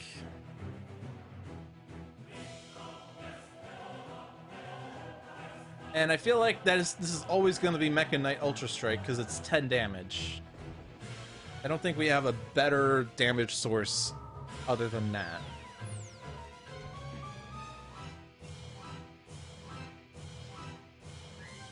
Other than 12 damage, but that's not a power. Okay. Whenever a hero takes damage this way, so Bunker can't take it. But the Sentinels, even though they have the +1, we absolutely want this.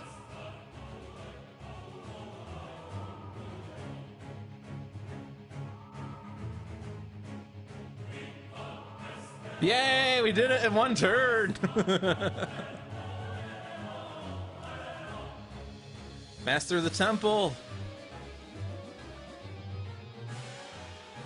Top deck, end of days.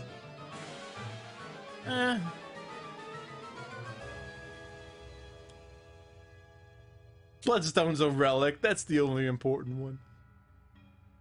Destroy 2 environment cards. True form! No! Well, you weren't doing anything anyway. Alright. Enclave is getting us Groom! Groom! Groom! Groom! No Scion. So that's cute. Oblivion deals each target in the game 2/2 and destroy 2 environment cards in both battle zones. That destroys Groom. Groom! Groom!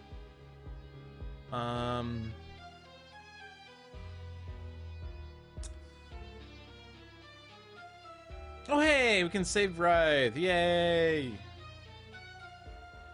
Although this is Nemesis damage, so it's actually not ideal, but...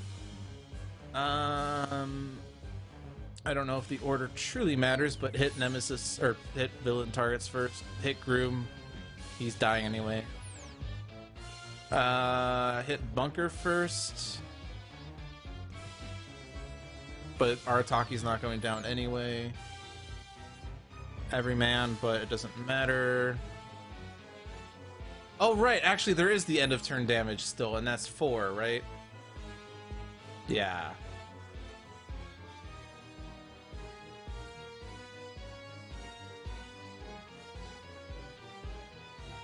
It saves me, but at what cost?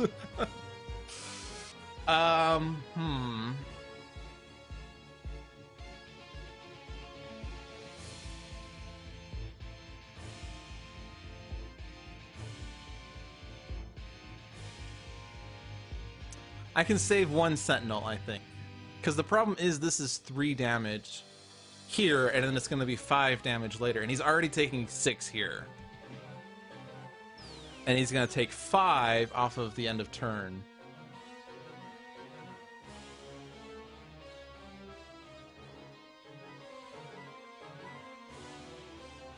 So I can save one Sentinel, and that Sentinel is not Wraith.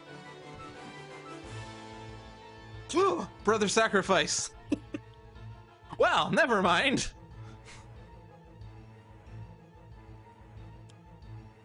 But do I want to trigger that?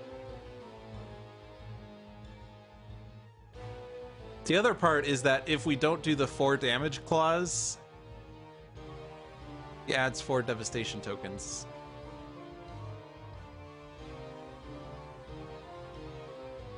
But let's rethink this then. So, obviously, Progeny. And good night, Rays. Thanks for stopping by. Hope you enjoyed your stay. Hopefully you'll find out on the YouTube video that we got the flawless Asterisk game.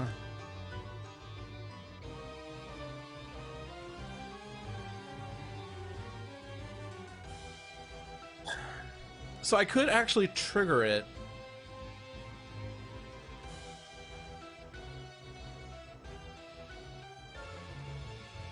I could trigger Brother Sacrifice off of the 4 damage after hitting something with 4 so we don't add 4 devastation tokens. But we would be doing a lot of damage here. We'd have Idealist and Medico down to 1, we'd have Mainstay down to 2, Wraith would be gone, Benchmark would have taken 6, Fanatic takes 4, other things take 4. The question is 4 devastation tokens better or worse? 4 devastation tokens is risky, because if we're trying for the flawless Asterisk game, then we can't get to 12 because otherwise an environment is destroyed. And we don't really have the benefit of destroying Scions. I mean, we'll get new Scion here, but we're focusing more on Oblivion at the moment.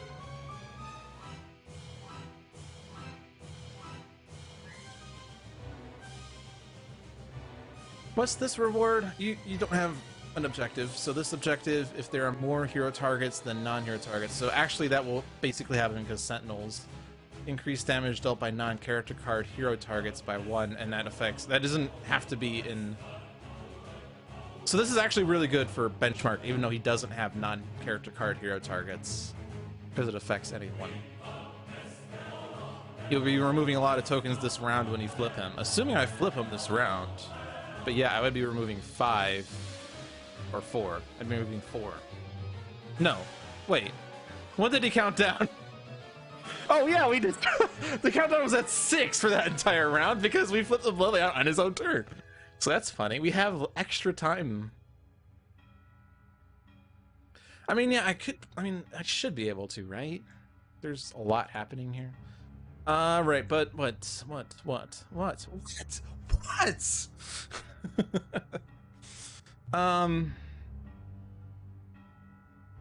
The problem is with Brother Sacrifice is it's a one-shot, and it's gone forever.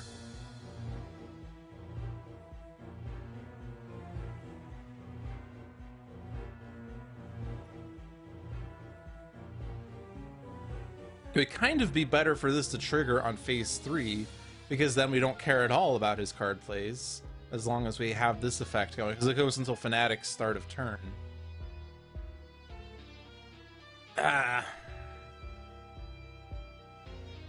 But yeah, if I flip him this turn, I remove 5. So if there's 4, that's 8, minus 5 is 3. Okay.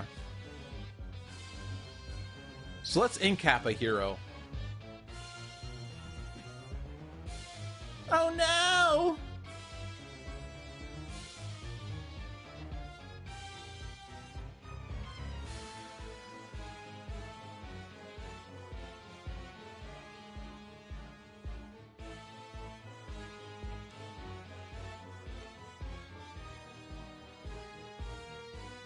Alright, this seems better.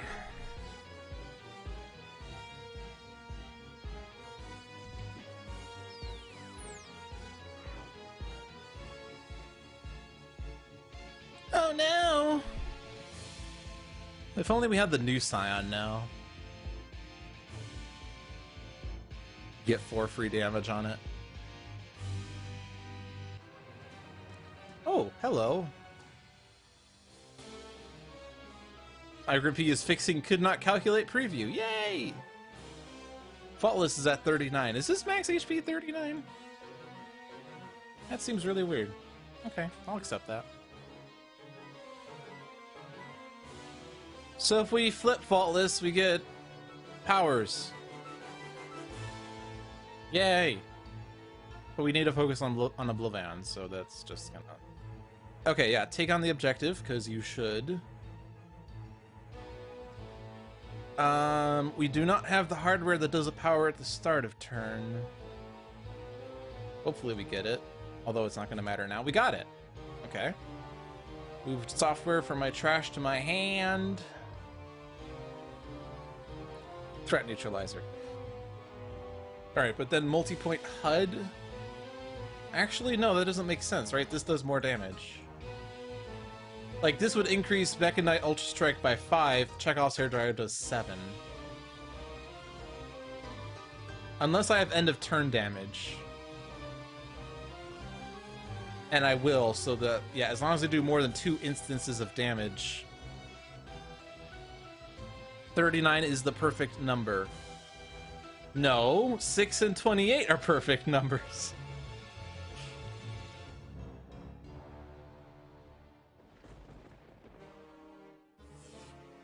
And yeah, we also have we have Lucky Break, so yeah, we should be able to do this. Did I not? Oh, we have Emboldened now! I'm trying to think, do I want to use multi-point HUD or Chekhov's Hairdryer? The answer is Por qué no los dos? Duh.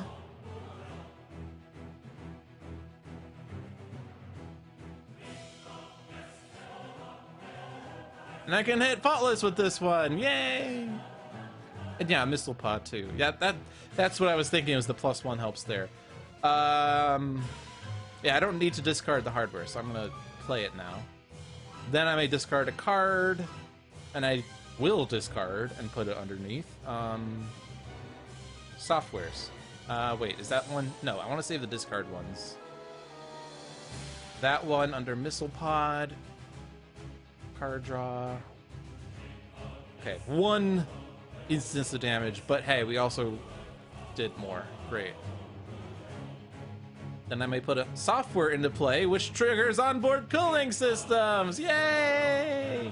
So we have the one that says at the start of turn you may use a power. Yes. So let's get as many multi-point HUDs as we can, of course. Oh no, it was even. Yes. No! Well, I tried. We can re-embolden. I have another one. Alright, benchmark with 4 powers. At the end of your turn, each player may discard any number of cards, then shuffle any number of hero trash piles into their decks. Someone certainly has 16 cards in their trash. Yeah. And that will give me Chronoist at the end of your turn. You and 1 other player may each play a card or just deal 3 and 3 damage. Yes! We're getting objectives that we're just able to do immediately. This is really fun. Some games of Oblivion, I'm like, alright, I have an objective here. It's gonna take me 17 turns to get this triggered. Here, it's like, a biggie. Alright. Card draw.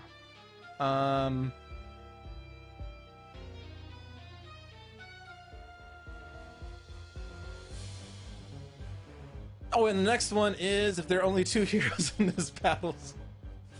We'll never have this, though. Everyone's sticking together. But Apex of Humanity is really good.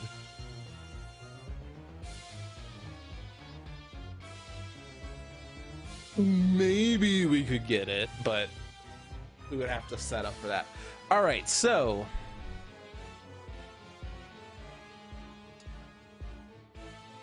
the thing about card draw is card draw on Fnatic is really good because it makes every man stronger. But does someone really need a card like Bunker? Well, Bunker has Infinity Cannon who draws a card, which feeds Gatling Gun, which is basically good enough. Benchmark wants cards. Benchmark wants cards, yes, because he can discard more. Alright, now what do we want? We have 2 rewards. Bloodsworn Exhibition does nothing right now. T-Rex bot would deal 9 damage, which is really good. Durasteel Chains, we want to get out someday, but I feel like T-Rex bot is the answer right now. I'm gonna go on HP recovery. I mean, like, no, reduce damage dealt by Oblivion. No, we have to. Are we ignoring Progeny while he blows up that battle zone? Progeny's easy. That's what every other Sentinels player tells me. Progeny's the easiest difficulty 4 villain. Who cares about Progeny? Unique capabilities, awesome. Okay, so one-shots. What one-shots do we have? Deployment actuation! Or flyby. Or both.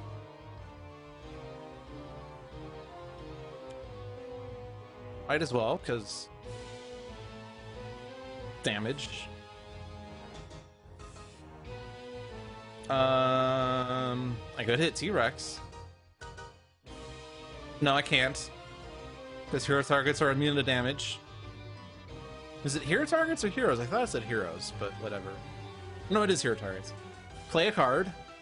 Deployment. And we get reinforced chassis. All right. Benchmark is almost done with hardwares. He just needs the secondary cannon. Never Benchmark uses one of his 4 powers. He can deal one target 1 plus a bajillion damage. Yes, why not? Put a card, hardware or software from your trash into your hand. We have no hardwares. These are all different softwares too. Never mind, we have two tactical communicators. All right, one shot. The Sentinels want a one shot. Well, yes, of course, but doesn't matter the order. Bunker does not have one shots. Fnatic has something. Holy Nova, sure. Hit points.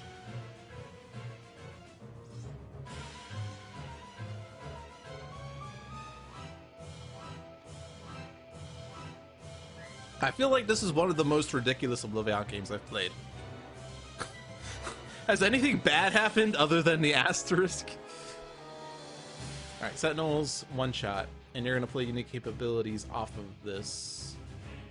The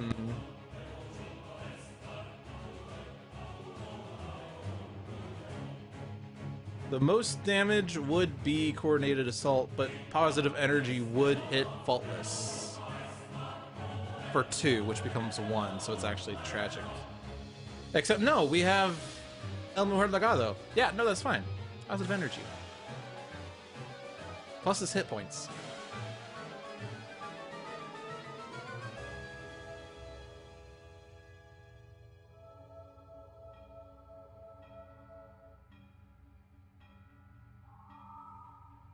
Yeah, we've yet to see the shard. That's crazy.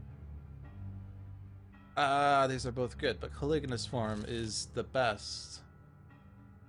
So now I could actually, whenever Benchmark uses Chekhov's hairdryer, he could hit Writhe. Ha! And it's irreducible too. And you can play a card. Any card actually. Sentinel Tactics. Okay. Benchmark might want cards in his trash because he digs in his trash a lot. Is it shuffle any number of hero decks? Okay, yeah, so we don't even need to do Benchmark. Like, there's no reason not to shuffle Sentinels because they can't search their trash ever. Well, okay, well, first we're discarding. Is there any reason for Bunker? No. So we can just, yeah. Someone might say have Benchmark discard a bajillion cards.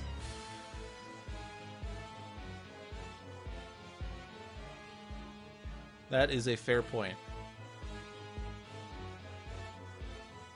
Just discard everything. No. John, no. What does he do at the start of his turn right now? How many? Okay. Okay, yeah, we're good on hardware and software. I just want to see at the start of your turn. Well, okay, no, yeah.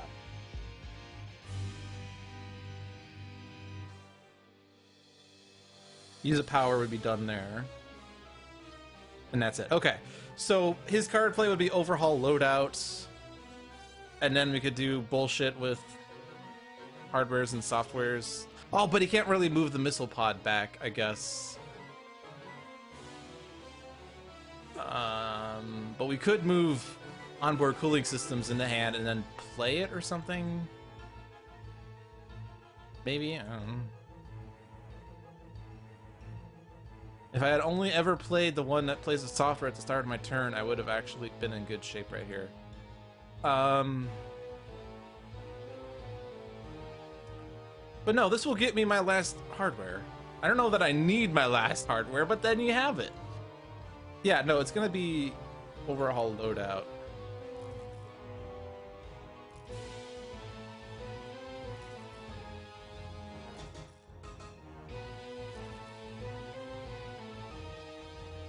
And then we'll shuffle Sentinels, we'll shuffle Bunker, shuffle Fanatic.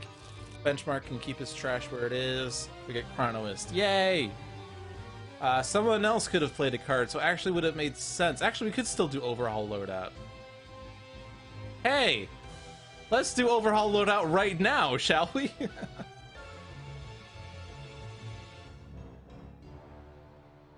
And I can do Positive Energy again.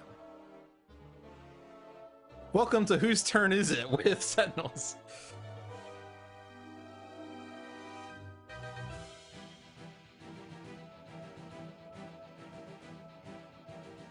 Oh, so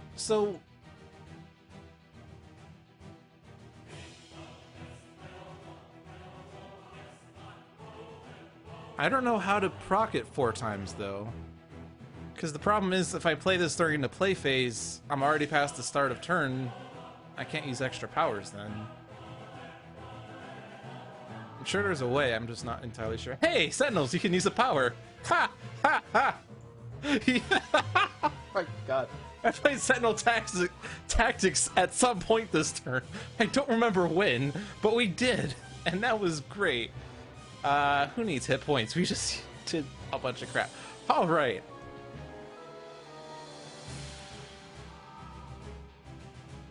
And then Benchmark.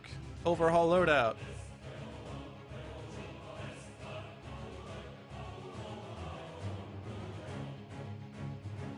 Alright, we got the secondary cannon. Alright, so Inferno Missile Pod. We kind of don't want to move anything before it that discards, I think, because we want to optimize that, right? So save Microfabricator. We could move Multipoint HUD. We could move this. I mean, it doesn't really matter, right? Although I could play a software at the end of my turn. I don't know if that matters. But that doesn't affect anything, right? I mean, yeah, that is fine.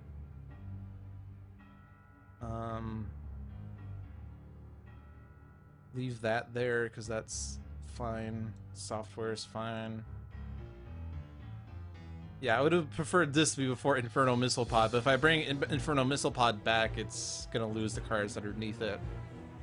Like, because it doesn't really matter what I bring back, right? Because it's...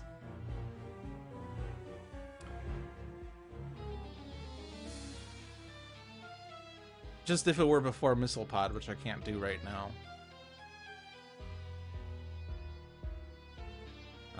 Yeah, a lot of these doesn't actually matter. I just really need to play a software, basically.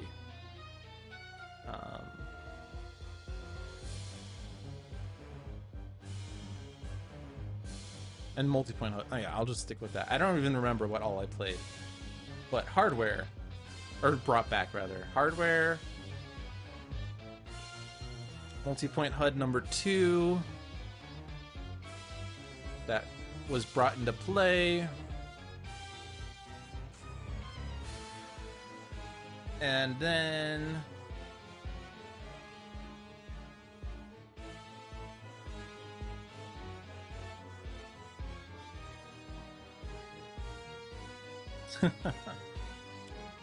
Intervening bath calculator. Yeah, that was the last one. All right. The main thing was I put a software into play off of that, which was the best I could do. You might as well take that, even though we're not really going to trigger it, but better to do that than shuffle, because there's a chance that shuffle brings it back. Last wager. Hey, discard! Hello! Alright, Gatling gun. And then flat cannon. No, not flat cannon. What am I doing? I have infinity cannon. My bad, I forgot to have the infinity cannon. I guess I could have played turret mode, but I could do that next turn. This is still... Well, I guess I would have done slightly more damage. I'm not using recharge mode. Stay there. Take on the objective. Now, can we take out Oblivion this turn? Kind of seems like we're a bit shy on damage. Embolden has to be played on benchmark.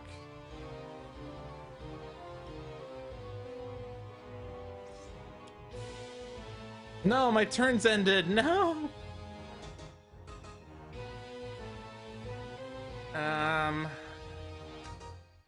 And yeah, I guess if End of Days comes out, then we lose everything on benchmark side. So I guess that's a risk. Flip Faultless for power. Is there a way I could do that?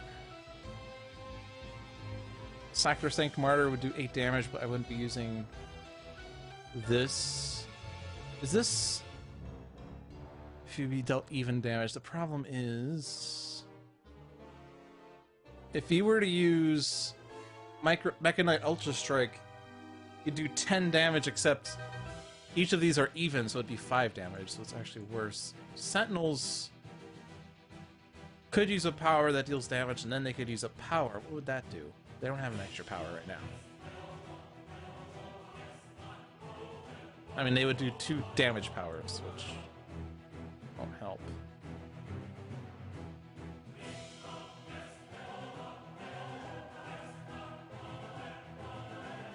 I could have with T-Rex and Bunker. Okay, let's go back to Bunker. Hi, Bunker. Maybe we want to do Grenade Launcher instead? Is that what we're insinuating here?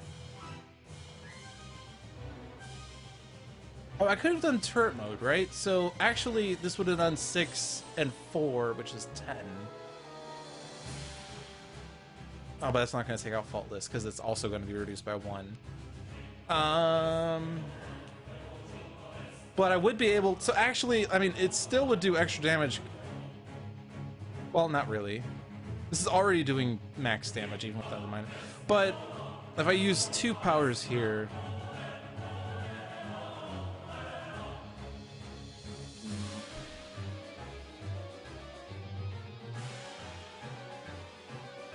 If I do this, Infinity Cannon, Flat Cannon, 10, 7, and then Chekhov's.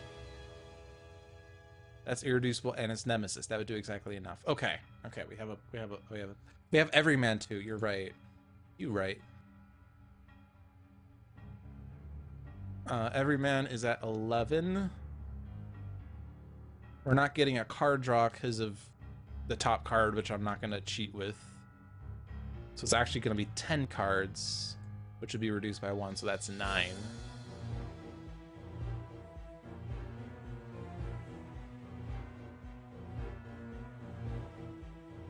Yeah, let's just go with turret mode. I mean, like, trying to play a long game with Bunker in an Oblivion game is a fool's errand, right?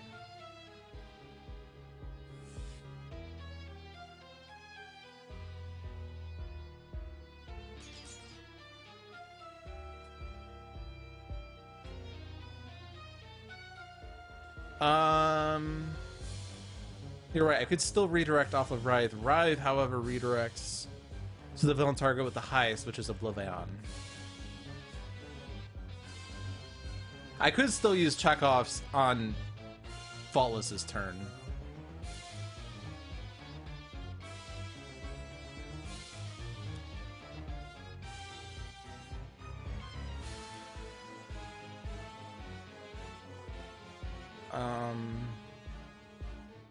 Divine Focus. Oh man, this is only 2 damage. I guess 2 damage is more than 1 damage per card. Maybe, I don't know. What did I play before? I played Embolden on Benchmark. I feel like that's still better because then I could proc both multi-point HUDs and use Mecha Knight and Chekhov's Hairdryer in the same turn. Because he'll have 3 powers on his power face and his start of turn power. I think that should work. Chekhov's now will work. We could use Chekhov's on Faultless, so we got that.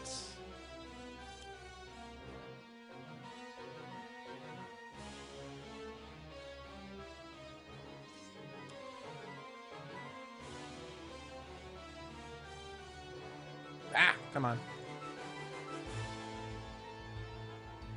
Yay!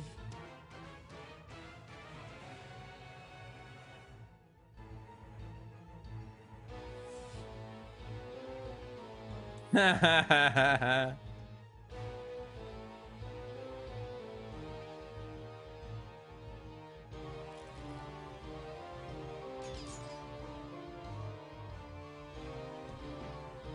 forgot about Cursor, but that's still fine. Each player may discard a card. Benchmark!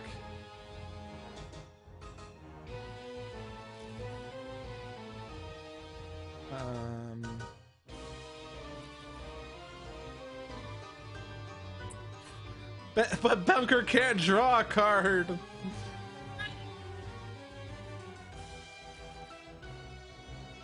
Not that it really matters, because Last Wager is a whatever, right? But... Yay! Meager winnings! Mysterious Ceremonies. Which got destroyed. Because neither a card was played or 3 cards were drawn. Progeny already has 4 tokens. Move Oblivion to this battle zone! No! You destroyed everything, Progeny!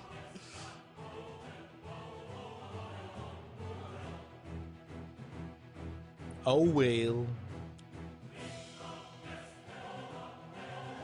Oh my god. Can we just take you out somehow?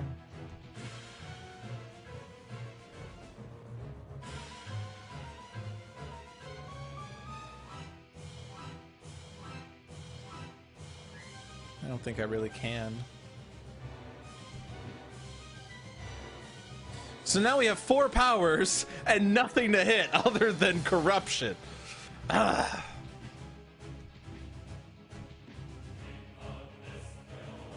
So remember when we said leave Progeny in the game? That was my own damn fault. Well, I mean, if we hit Oblivion with Benchmark, he moves to Battle Zone 2, and then everyone else could deal with him, right? Right? I guess Cursor did something. I don't know what. To stop Benchmark from being dealt damage.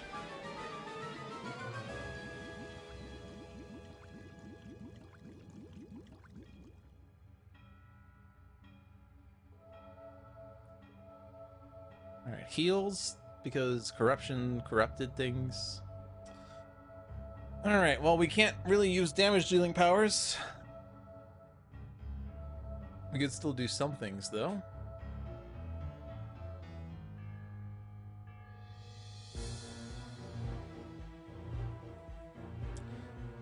I mean, well, wait, did you just heal corruption? Man. Well, so Sentinels could do damage and then do damage, because when they use a power, or when they deal damage, they use a power. Fanatic could hit herself to play End of Days, I guess.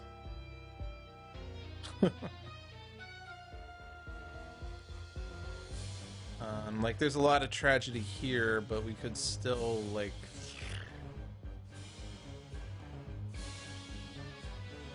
We know exactly what this card's gonna be, by the way. We're gonna draw the top card of your deck, or play the top card of your deck. It's going to be Overhaul Loadouts. Loud out. Yes, loud out.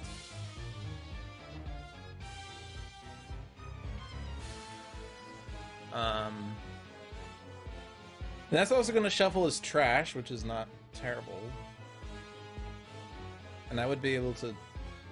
But, like, it doesn't matter, right? Because there's not much happening here, but I would at least be able to draw more cards, which would result in me having more things for Inferno Missile Pod. I mean, unless Oblivion moves the Battle Zone 2 with his card play, Benchmark's going to move the Battle Zone 1 and take out Oblivion. Oblivion moves the Battle Zone 2, and then something happens. What was... Bunker has Infusion of Power. Yeah, that's not helpful. If there were... If Sentinels had Infusion of Power, we actually would have been able to get it. But yeah, that's not going to happen. But it's not the worst thing, because who cares about that? At the end of your turn, you may move any number of your cards from your play area to your hand. If you move at least 2 cards with powers on them, flip this to get Devastating Aurora. Whatever. And get more cards in the Missile Pod. Yes. Yes, yes. Do I have the power that discards? I didn't play that one.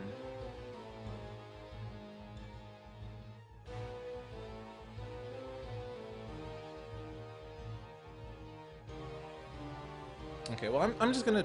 You're at max HP too! Ah, well, whatever. There's not really anything else to do here.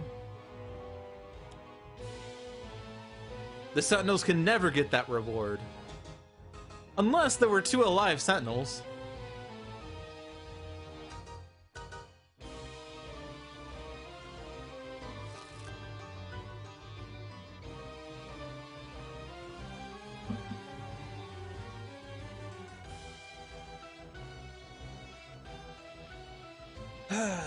Well, move a software in and out. But, like, I don't really have set, like, doesn't matter the order. I can't move Inferno Missile Pod. I already have the stuff before it, so... and I need to have both of the multi-point HUDs. The only other one is this software. I guess I could move that software.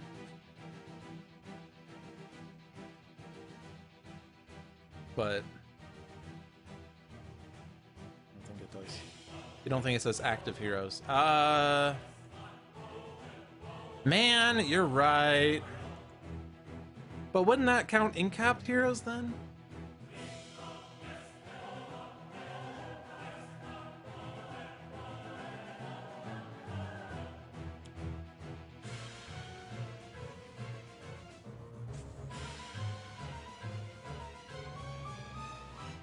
Oh yeah, I still discard off of this. Good.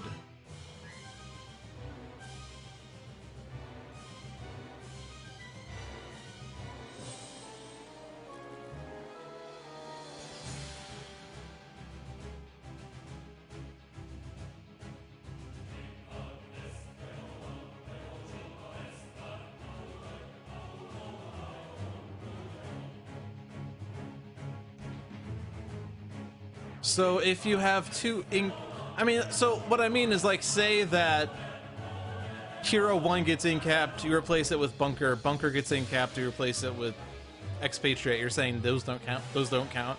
Okay. Fair enough.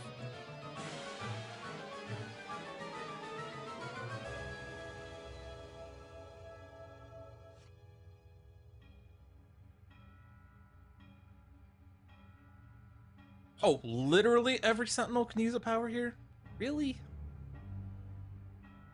Sure, right, you can do that.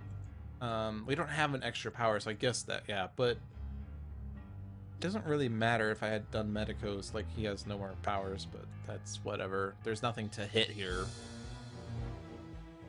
So, can't do anything there. Either draw a card or play an ammo card. I can't draw a card, I can't play an ammo card. I have no target to hit other than a hero, so I'm just gonna initialize, but I can't.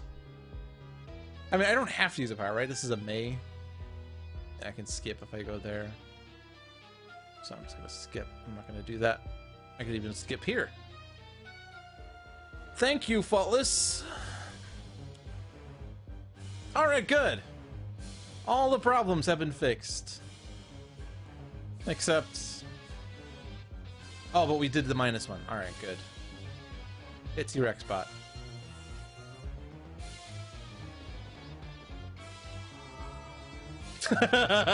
Back and forth. Okay,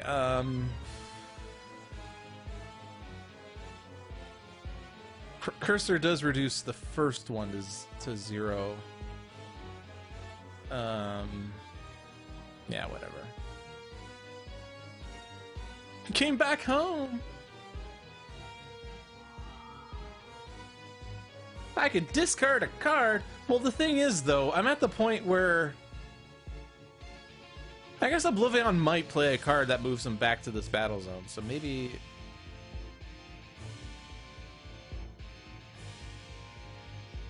I don't know. There's a chance.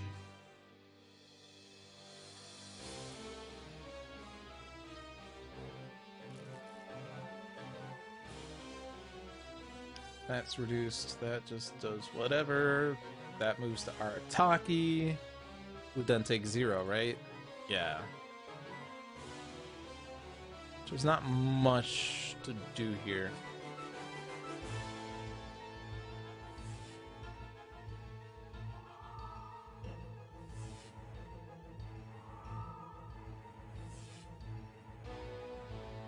Except I could redirect this to benchmark. I guess that's a consideration, but it would still be 1 or 0 or something. I guess benchmark can easily regain hit points now, but so can the Sentinels.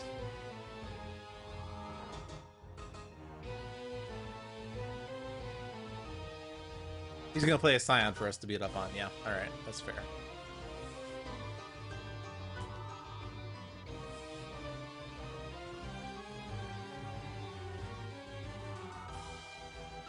And then this is a round of 4. I again don't think order matters. I could intervening some of these. Benchmark's taking just 3. Yeah. Yeah, we'll do that. Because he needs to regain hit points again. He's at max.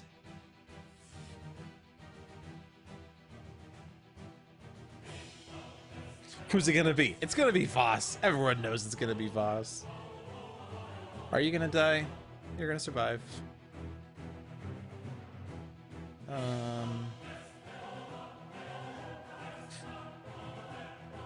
I don't think the rest matters.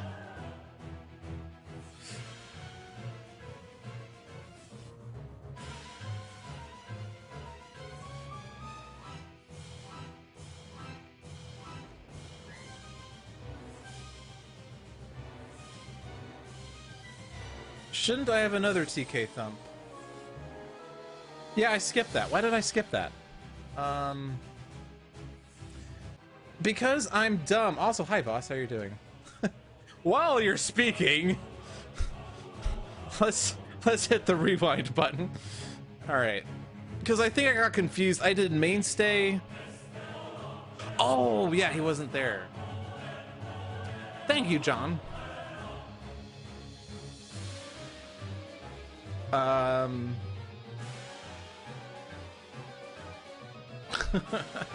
Now we're back here. We're back here. John got me confused.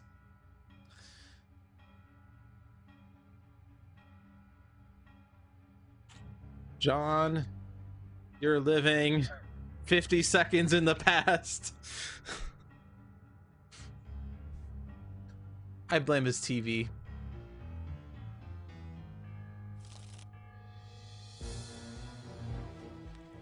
There's not really many decisions to make here though, right? So, because there was just one target and I didn't even do much here. I just brought this back to play it. Except I brought another one back, that's fine. Multi-point HUD. Hit corruption. I could hit Every man with this, I guess. Nah, it's fine. Keep that out. Yeah, if you pause the video and hit play, that usually fixes the lag. I'm not sure if it's because of your TV, though. It doesn't. Awkward. I feel like your lag is noticeably more than usual, though.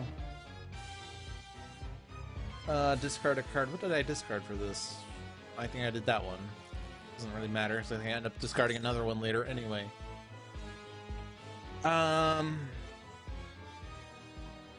Because, yeah, Sentinels don't have an additional power. This is where I got... Oh, but right, I didn't TK Thump on Oblivion. That was the concern.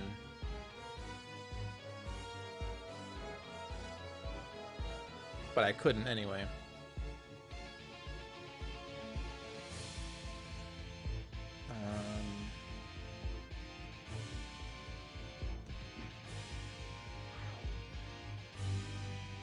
Might be Apple TV. You can try Smart TV app.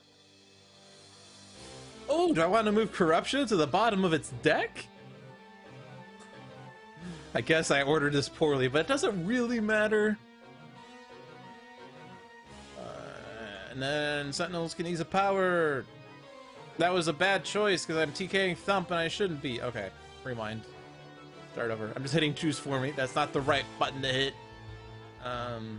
This again.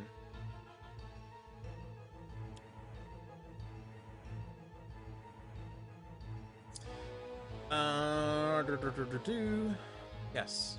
Get myself confused. I'm living in the land of we did this 5 minutes ago and I forgot what I did.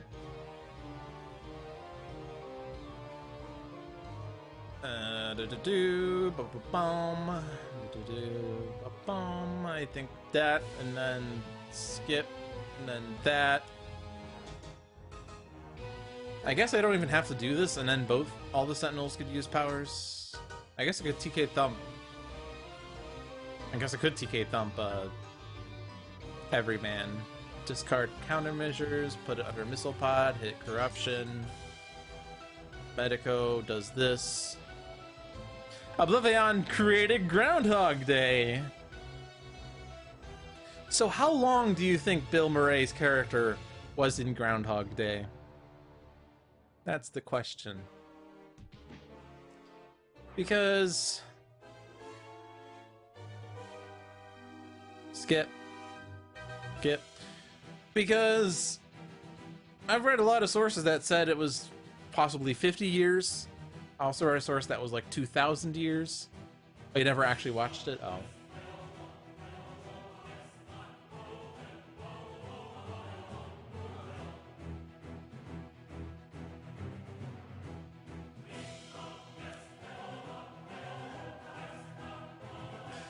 Well, I read sources that said it was 50 years or 50,000 years.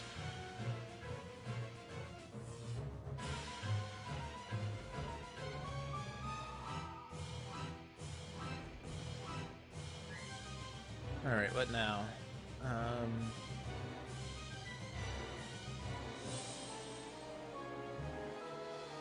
That one is 0. The next one... Yeah, we can redirect that one. Cursor reduced as well.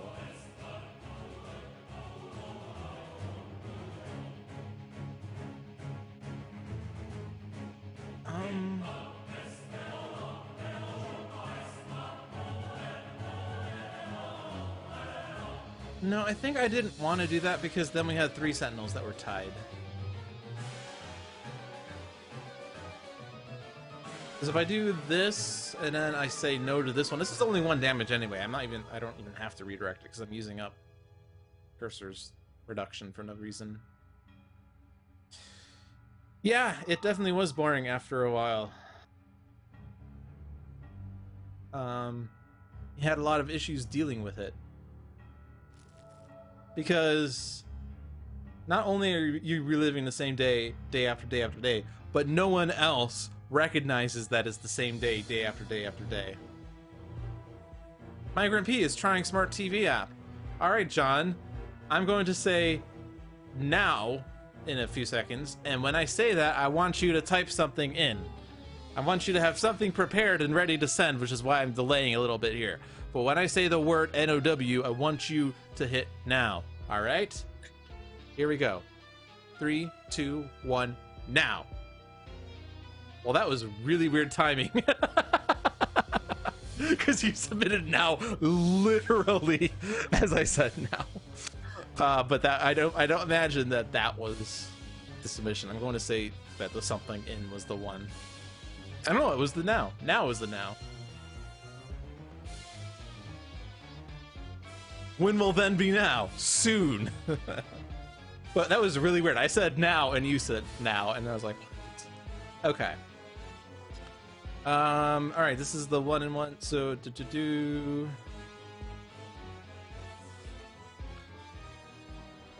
NOW. Yeah, it does seem a bit better. We already used cursors, so I'm just gonna hit choose for me.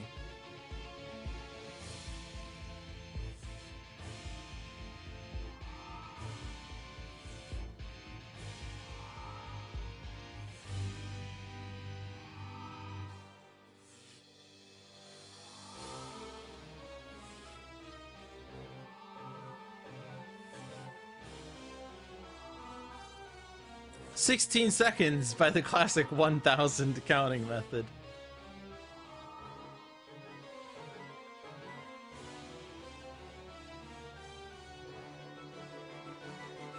Well, yep, that's better than the minute, because you had said something like, no, don't rewind, after rewinding was like 40 seconds ago. Alright, and then this is the 4Z. Let's do that. I don't think the order matters again, but I mean, it does matter actually, because mainstay will take the damage and then he'll be lowest and I can't redirect these, so these do matter. But the others don't.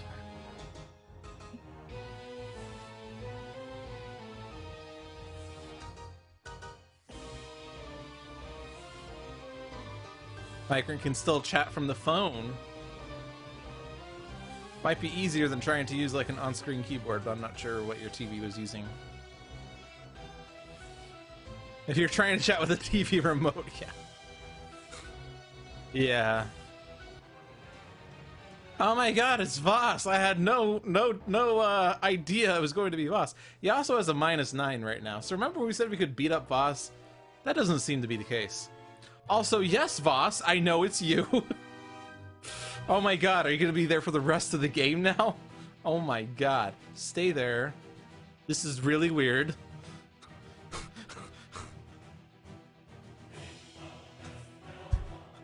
F12.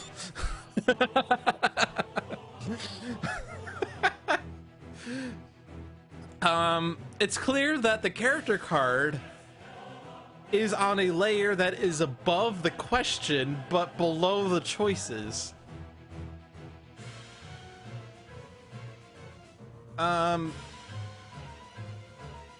Take it. I can't even click it. 1. Not that either. Ah! I can view the Enclave of the Endlings deck. Ah! I can't even hit rewind! Oh. Okay. Well, escape did something. Ah, it got me out into meanwhile. Okay. No! Get out of that. Restart a turn. There, everything's fixed.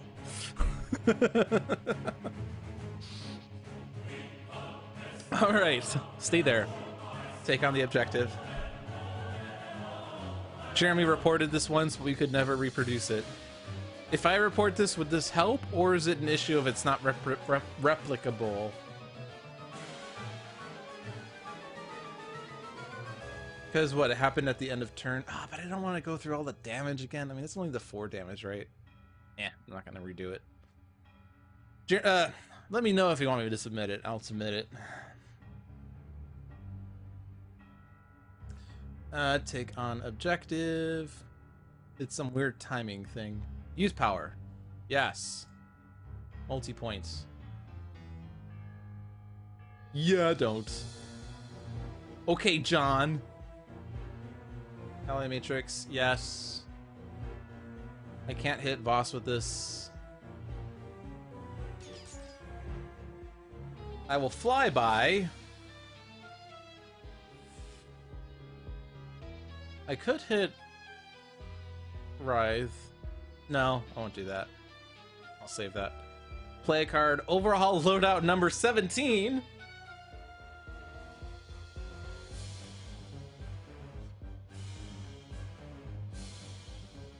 And now I could proc that multi-point HUD again, but I think it's still going to be multi-point. And then Mecha Knight and Chekhov's in some order. That's still going to be the maximum damage, I'm sure. I mean, then again, I do have like 10 of these things sitting around.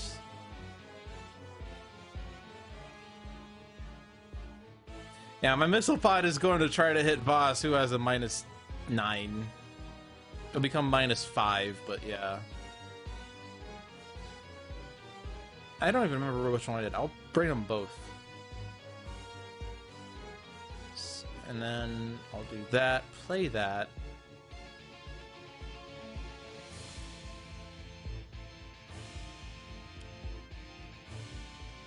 And then I'll use both. I have 3 deployment actuations. What?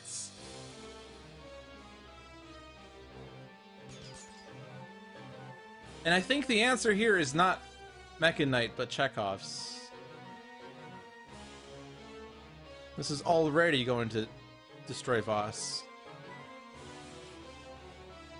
I could do other powers instead and just do the damage you need with the pod. True.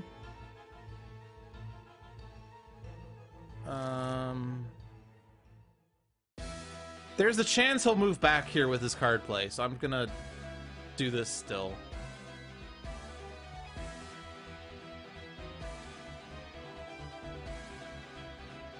I'm not using deployment actuation.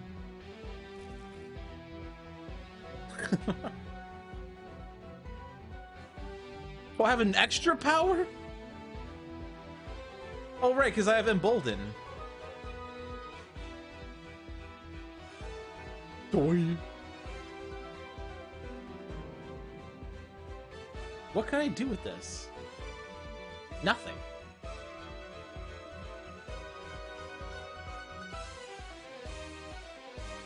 Ah, jeez.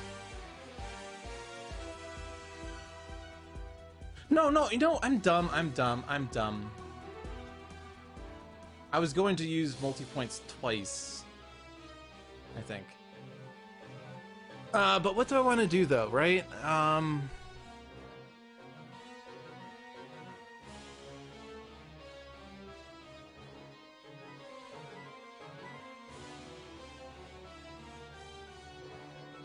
trying to think, what do I want to do?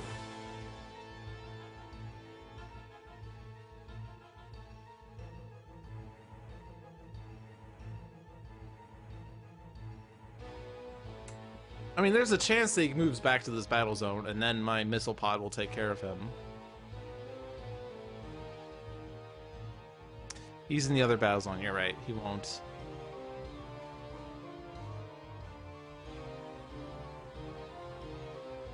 So I was wrong.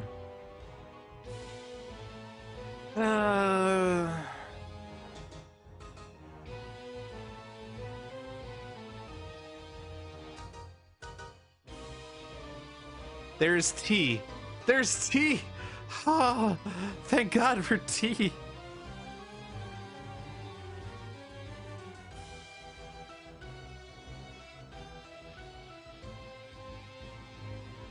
So maybe the play is to do what John first said, because as always, John is right. John's always right. He's never wrong. But save all of the damages I was piling on Oblivion for later. So I'll do multi-point here. I could top deck into a more useful power. But the thing is, what's more useful, right? Because that's not really better or worse. That's not really any better or worse. Actually, it's worse. Next damage dealt to that target is irreducible. That helps against Voss. Yeah, it's not gonna help.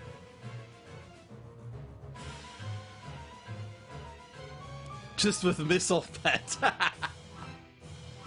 Yeah, so I shouldn't discard any more, I think. That's true. Because I can take care of Voss with Missile Pod almost by itself. With some pluses, but it's already 18 without any pluses because of Nemesis. So instead of doing silly things, Missile Pod is, or Ally Matrix is good. One hero may draw a card and use a power. What would be useful for that?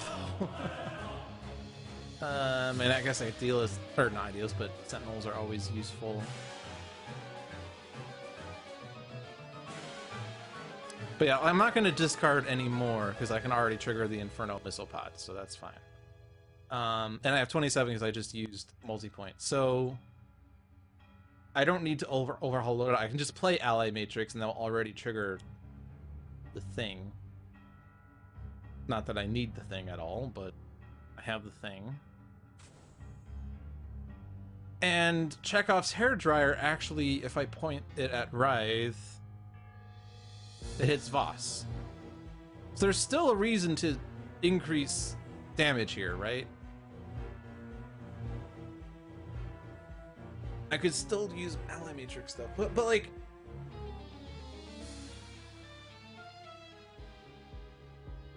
I mean, I could make his next damage irreducible and an Idealist hits it, but that does like nothing, right?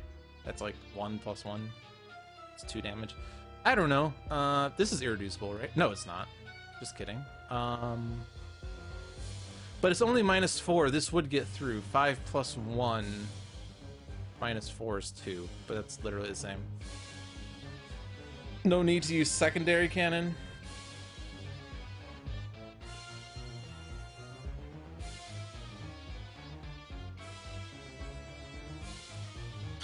My TV just turned off. What the F?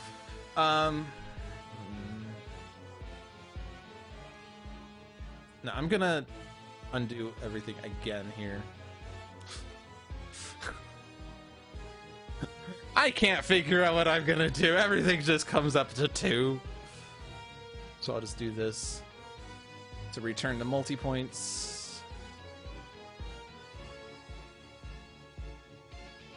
Play the multi-points.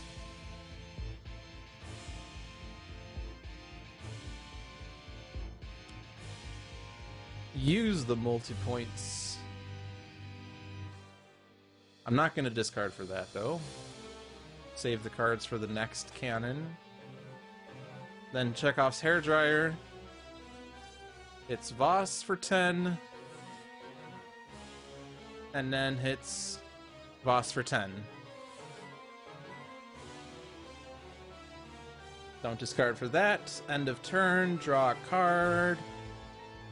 Can't play a hardware, so draw a card. Not gonna discard. Oh, hardwares or softwares. Ally Matrix, sure. Destroy these cards.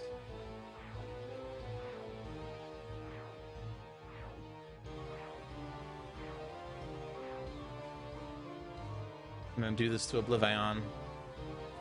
It's overkill, but I can't hit Voss with this. I guess it would have been 9 damage or more to Voss, but... I keep cards. That's fine. It's fine.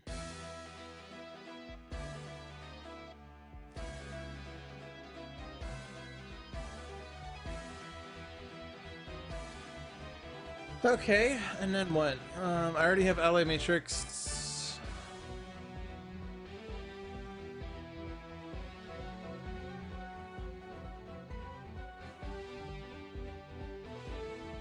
Intervening path calculator was load on initialization, then I could do things. Yes, deal damage. Cursor, no! Silly cursor. I could get Devastating Aurora if I move 2 cards with powers on them.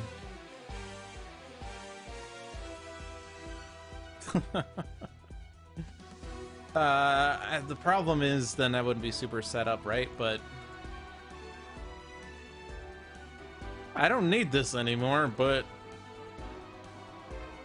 I don't know. I have 2 cards with powers on them. Yay! Alright. Now, do I move to the first battle zone and face Oblivion, or do I stay here? The thing is, there's not much happening here, but Faultless is also here, and then Oblivion moves back here anyway. The problem is he deals each target 3 damage, and then that's not minused. Think of the shard. We don't have the shard yet!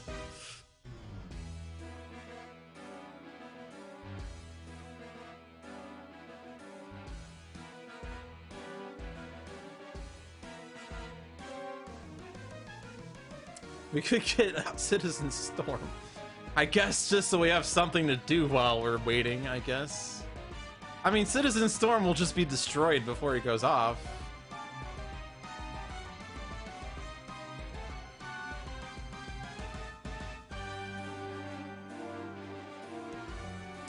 I'll just stay here.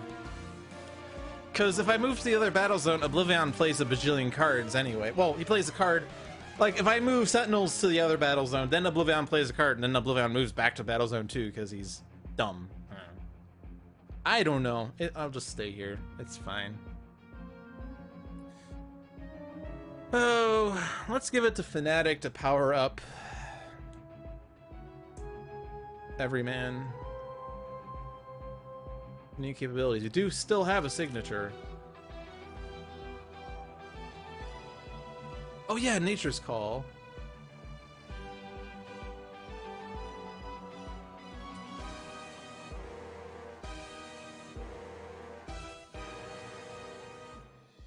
This one is slow, and we're kind of past the point where we could easily get it. I like it. I like this effect a lot. But we're not going to get 4 tokens on this card. If we got this super early in the game, that would have been a lot better. At the same time, if we got this super early in the game, we would have had a hero with an objective for 3 rounds that... And yeah, Oblivion plays before this move to the other battle zone effect occurs anyway, so yeah. Let's get the Durasteel chains, because we don't have that much going on right now. And I could make the next damage dealt to Voss irreducible. We still have a lot of one-shots, right? So... yeah, Citizen Storm's gone anyway. I could make the next damage to Voss irreducible, though, and so we could hit him with some big hit someday. I guess then I don't use a power, because I didn't deal damage. Then I guess what I want to do then... is this if damage is dealt this way? Ah, no! Idealist!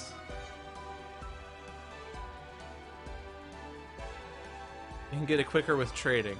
True. If you have objectives to trade. But if every other hero has completed their objective and they're waiting for a new one, you can't really trade it.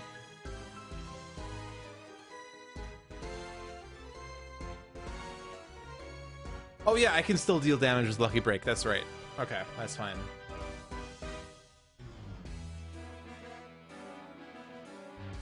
Making damage dealt to Voss irreducible is super important right now. But I think I don't want that hit to be the one. At the very least, Coordinated Assault will deal 4 plus 1. Plus 1. Plus 1. So that's 7 right there. So save the big hit for that one. Positive Energy. Yeah, so I think unless somehow Benchmark could deal a bunch of damage, which Flyby won't do it, Overhaul Loadout would just do fun things. 3 and 3, but that's not irreducible and won't do anything. You can't play a card anyway. And this is irreducible. Actually, this would be the perfect time to use it out of turn, but yeah, I can't really. That's already irreducible. I don't need to play it. Yeah, so the best bet is Sentinels coordinating assaulting Voss. I can actually use one of your hero targets. Actually, I guess that means any of my hero targets. Look at this Sentinels team. The Sentinels consisting of Dr. Medico, Mainstay, Idealist, Rive, El Mejor Legado, Lucky Break, the Chronoist, and last but not least, T-Rex Bot.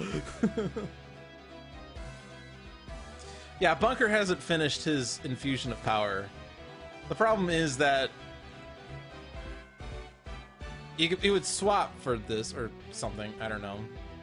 I mean, I guess he could just swap, because we're never gonna get this. Yeah, the backup Sentinels. Is there a reason? Like, I guess T-Rex Bot also has a +1, but Mainstay has a +1, so that's about the same.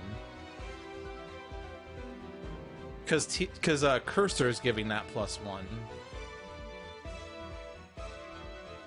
But so is Durasteel Chains, so I don't think it matters.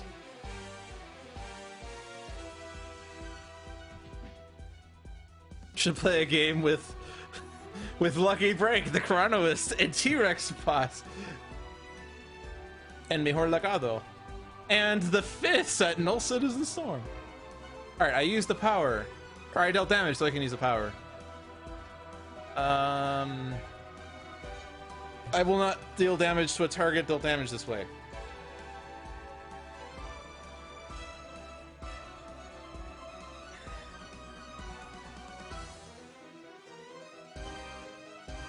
Bunker has nothing, can't even play cards. I would really like if Benchmark could use the power.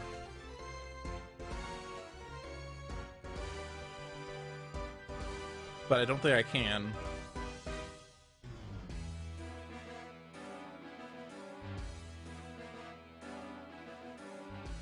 Because, like, if I could use Chekhov's hairdryer, it would hit Voss. But I guess I could use that on Fnatic's turn.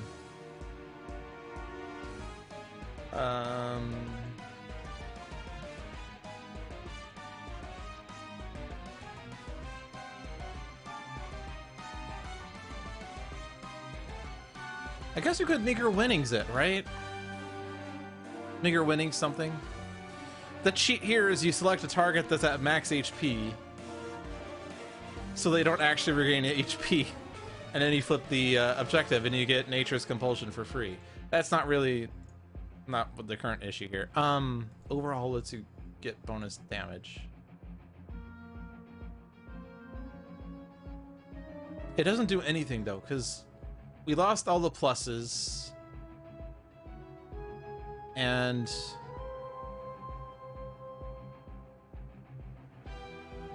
it's not irreducible. The over onboard cooling system's not irreducible, because Voss has a -6. Yeah, I can't hit Voss. I also can't hit anything other than Storm. But T-Rex Bot already has Storm covered. Right? Because we're doing Lucky Break, and then Chronoist, and then T-Rex Bot. So T-Rex Bot's already set.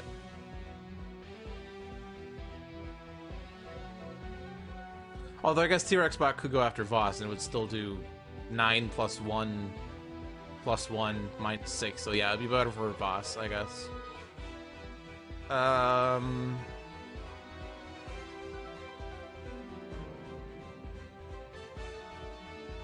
just fly by. I could return it to hand, so I keep it.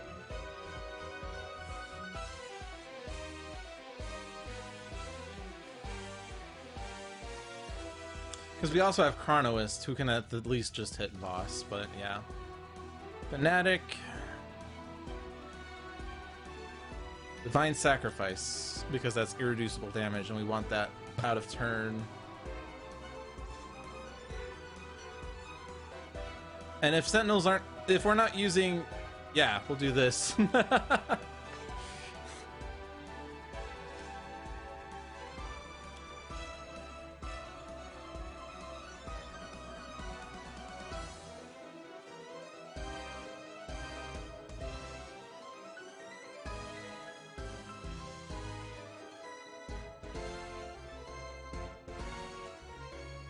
This also hits Storm.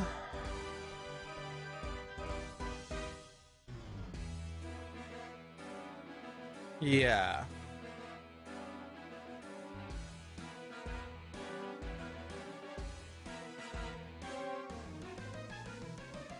So Chronoist would then take out Storm, but all we have to do is 2 damage to it. So I'm gonna Team Communication first. And then I'll Team Communication.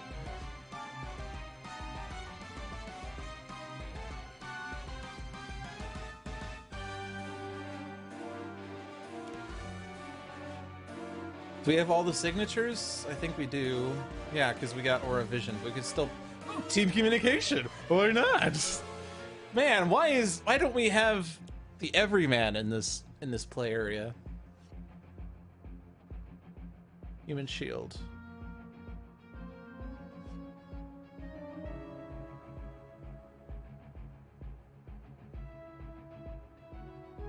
Well, I don't have any more signatures, so we'll just draw a card off of that.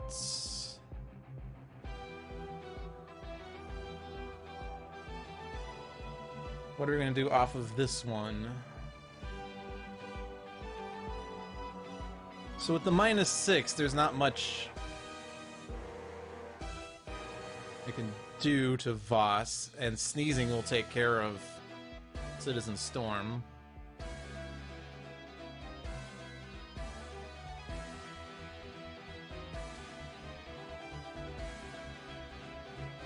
I guess I could give Benchmark a software play, because we keep trying to play an Ally Matrix and returning it to hand by mistake. So... do I have a thing that regains hit points and deals damage? Well, I guess if Medico deals damage, right? That would do a heal. Yeah, we'll do that. But we need Medico to hit another Sentinel for Nemesis damage. Yay! 5 hit points! Should I heal Faultless? I'll heal Faultless. That seems like I shouldn't do that, but I will do it because... I mean, Voss is gonna target it, right? I'm sure. Right?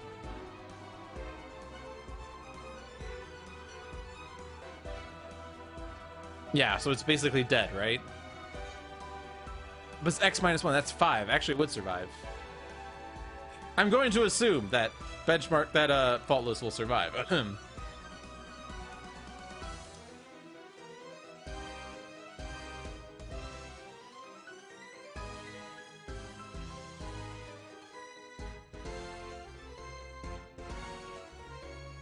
T-Rex bot! There's no environments, there's no villain ongoing cards, and I can't damage Voss with this. Oh, is he not a Scion anymore? Okay, well, he's healed. Up to 3 targets, regain a hit point. Faultless has us regain 2, yeah, so...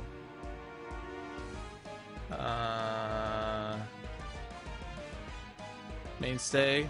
Let's try to get a tie for lowest at 8, but I can't do that now, so whatever.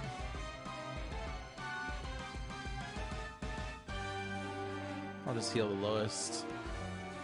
You should normally heal heroes with this, but I'm bad.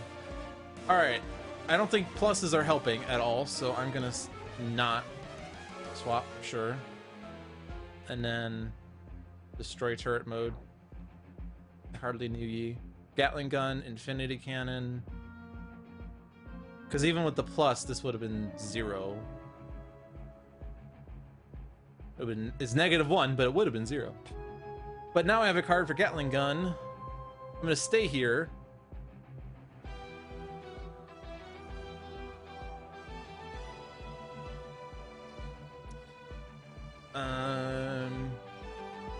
Recharge mode, yeah. I guess I could have moved to the other battle zone and then Bunker would have just been chilling out with Progeny and Dark Mind, but nah. Nah.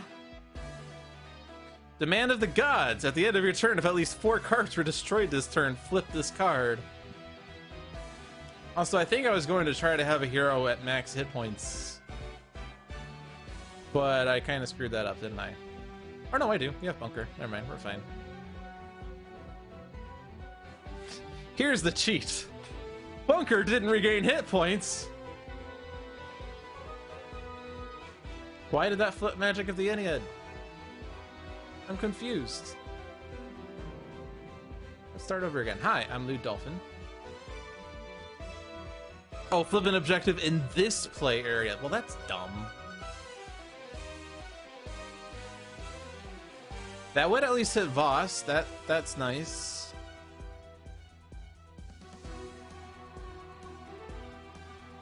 I'm also fine if that doesn't happen. Because, Benchmark regained 2 hit points. More than meager. Alright. I'll bring Bloodstone back. I don't really have anything else to do here. I don't want to accidentally end of days. But it would have been Brutal Censure. But, like, there's no card that would have done anything, so it doesn't matter. I may move this card to another hero's play area. What's the current objective here? Whenever a hero card is discarded, add a token. At the end of your turn, each player may discard up to 2 cards. We're gonna basically get this on Benchmark's turn!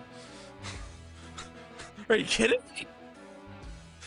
Whenever a hero card is discarded, such as Benchmark discarding, like, anything. Oh my gosh. Okay, well...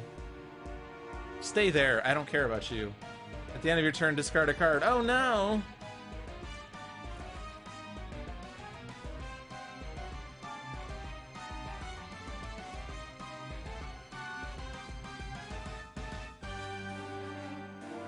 Oh yeah, the Command of the Gods happens.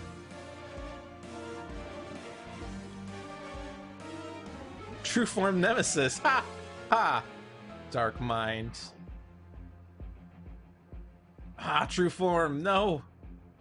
Can't hit Progeny. There are no heroes. Good job, Scion, turn number 1.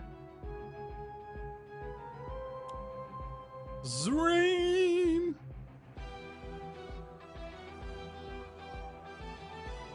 Well...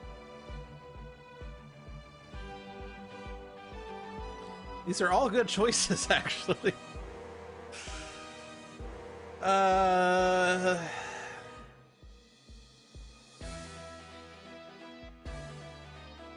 for card draw.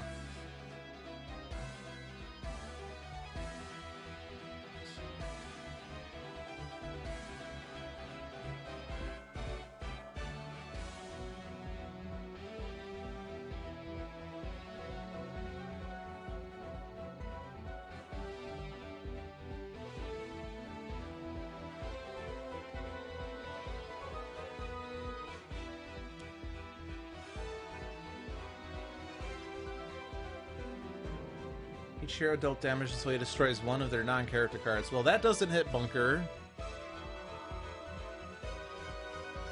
And it doesn't hit Benchmark. Nice try. Alright, first hero to use a power.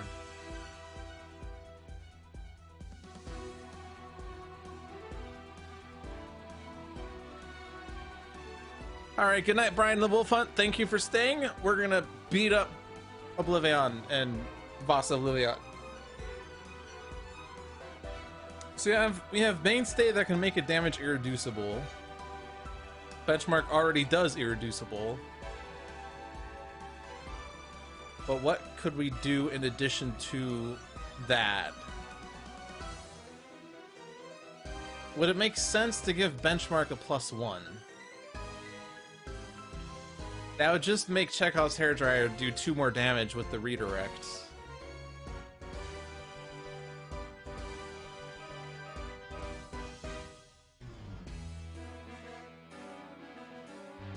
Fnatic can give a power use, and we're already past the environment turn, right? Yeah, because we did that. So if we could play End of Days, we could destroy it well in advance. So Fnatic using a power to play the top card of her deck and giving Benchmark a power might be an option. But the problem is Mecha Knight Ultra Strike doesn't do irreducible damage. And it does several instances of damage, which negates the next irreducible thing, so that's a waste.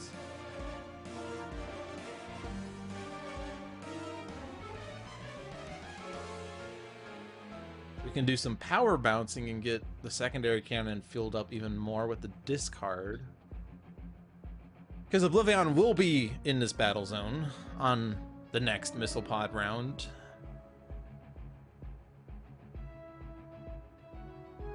So that probably makes sense at least. Have Fnatic give a power to Benchmark to give a power to something else. We can get a throat jab into Voss. That's an option.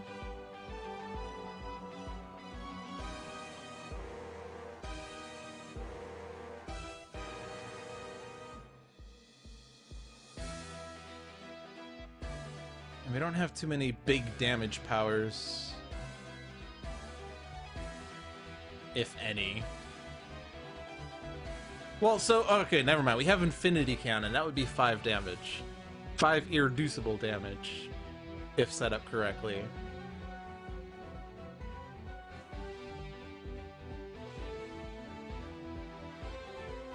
Yeah, that might be better. So Benchmark, Chekhov's Hairdryer, Voss and Voss.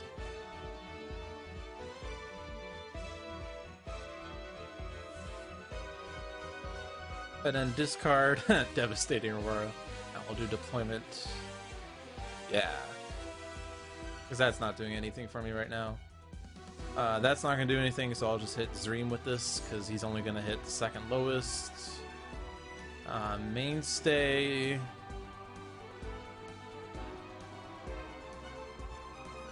Yeah, we'll do Mainstay next.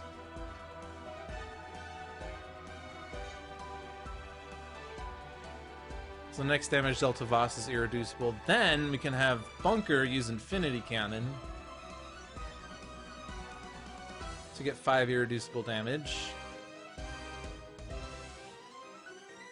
But the problem is it's only the next instance of damage that gets irreducible. So I can use, obviously the Sentinels can use a power, but now this is not irreducible anymore. I can at least hit Zream with this. And this gives me another power, which is not going to do anything. Well, not anything extra.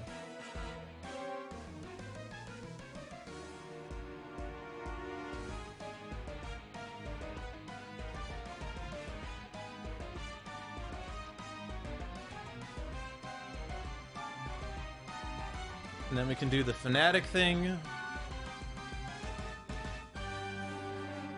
Deal target 2 melee damage, can use an additional power this turn. So I'm using it immediately.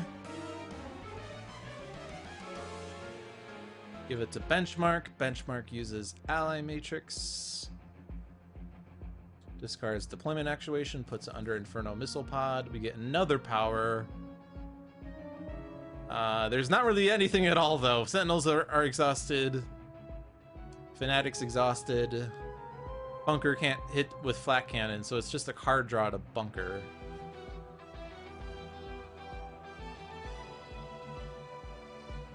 I guess there's still a card draw aspect, but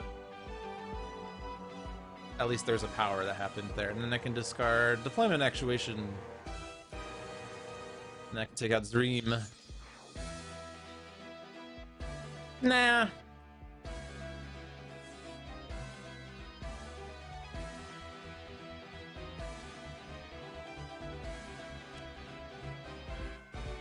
Move Oblivion to the battle zone with the most hero targets.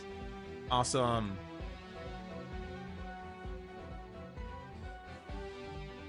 So we don't have minuses here.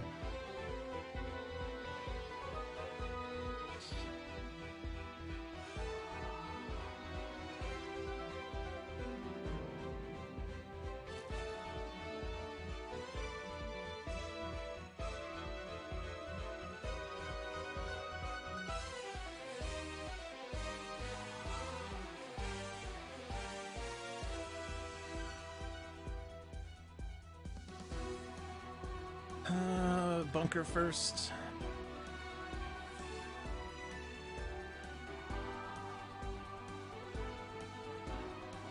T-Rex bot!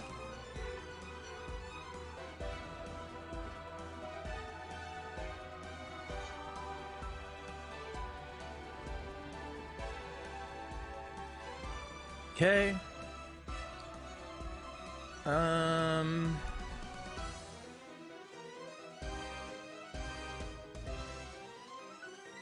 could redirect.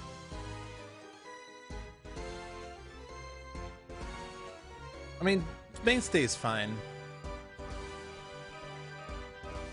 Arataki's going away. It's not flawless. Yeah. So how much hit points? Mainstay's at 9, so this is gonna bring others down to 8. Then these are the next lowest. Writhe decides to reduce the first one to 2, and then that's over. Yeah, I think that's it.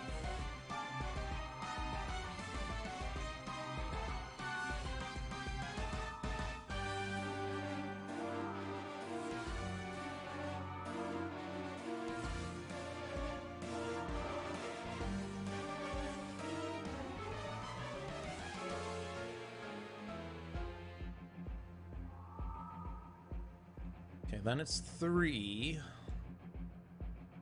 Does not take out anything.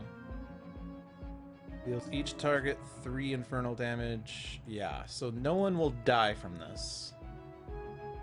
And I can't... Well, I could redirect from Medico and Idealist. I might as well, right? Because Benchmark has too much HP.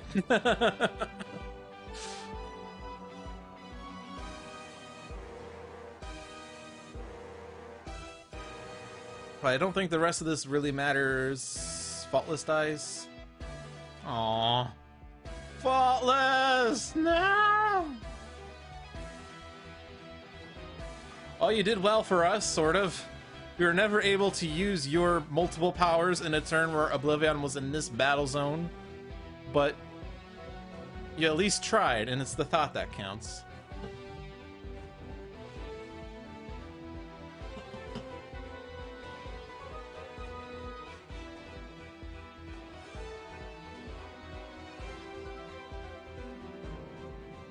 Alright. No, of course you're staying there. Of course you're taking Expedition to Atlantis. Of course you're using a power. Now we don't have Emboldened because Cursor destroyed it. So bear that in mind. I brought a multi-point HUD back to hand for some reason. I still get 2 powers though, right? I could still do... And doesn't this also give me a power? No, I'll still have all my powers. That's fine. I just have to use my card play to get multi-point HUD in play.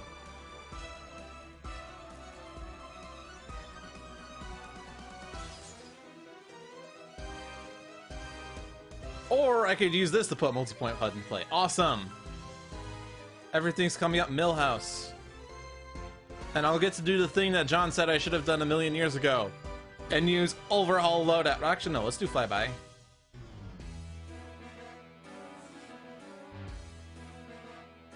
And then I'll play Overhaul Loadout.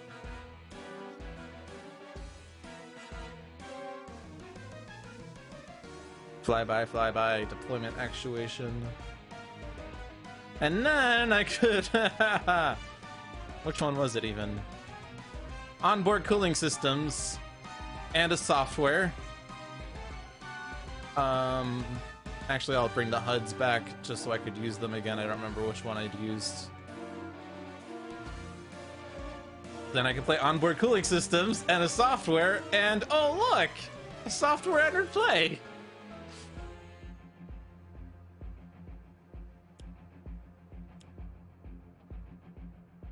Alright, so 2 powers. Except I do get an extra power at the end of my turn.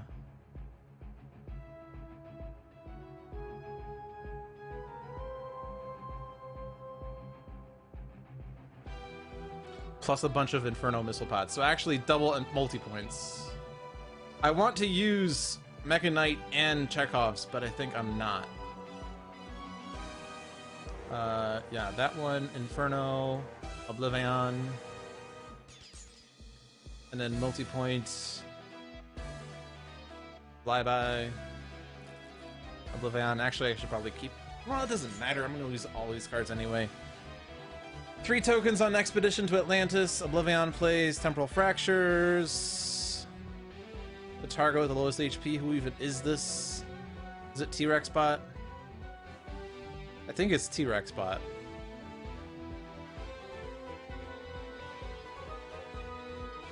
Which is actually kind of tragic.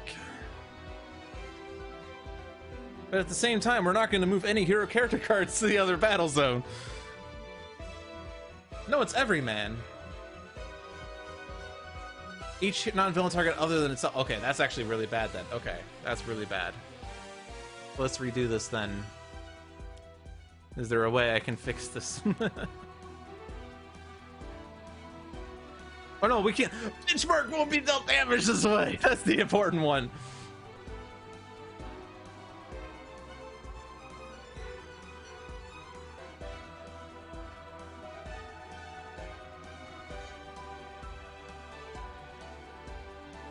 But yeah, the rest, I don't think I can really do anything else. Actually, does the... It happens after, right? That targets move. So I can't just, like, select a hero that... Okay, well. This is fine. It's not the worst thing that happened. We lost T-Rock spot, but... It's fine. Alright. Draw a card. Threat neutralizer can go away. I shouldn't choose for me.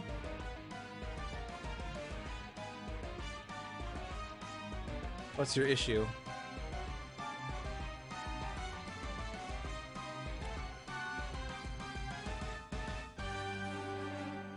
Oh. Yeah, I did that one first. Or it did benchmark first, really. But yeah, that was the important one, was that one. I can't save anyone else. None of the rest of this mattered.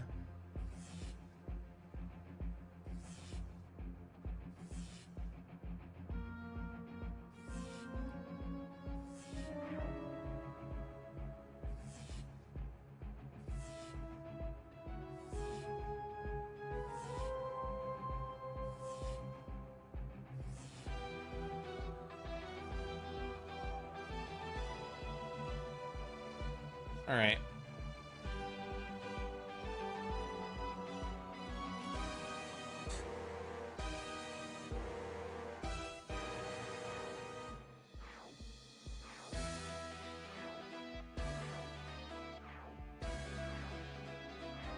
So how many? This is 5 each.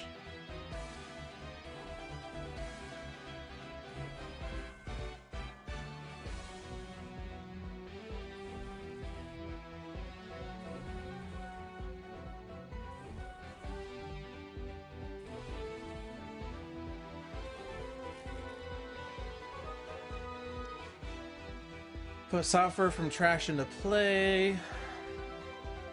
I don't even know anymore. We don't have any more. Well, I guess we do have one, but we were discarding our hands so much that I don't know that makes sense to load on. I guess I could draw a card. Never mind. We'll draw a card off of that. All right. You just have to discard 1 card. Yay!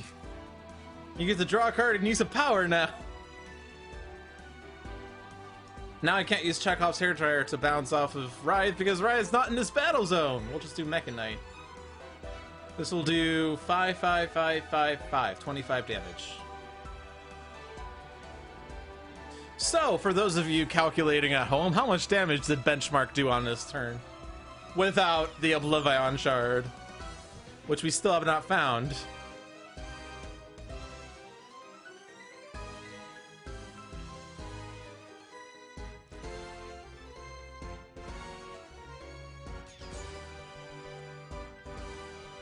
Once the card is under the missile pad, it is no longer equipment. Alright, that makes sense. Alright, move back. Yay, welcome back! If you discarded an equipment card, flip this card. Well, that's actually tragic, because you don't have an equipment card. We'll take it. Is that Oblivion Shard? We found the Oblivion Shard! It was the 5th card from the bottom!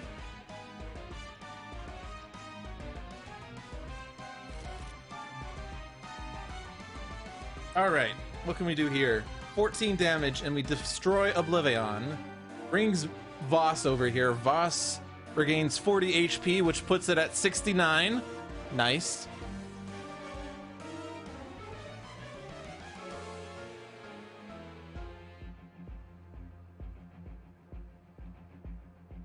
We should be able to deal with it. It has no damage reduction, and we won't get environment cards, so it should be fine. Hey, free card play?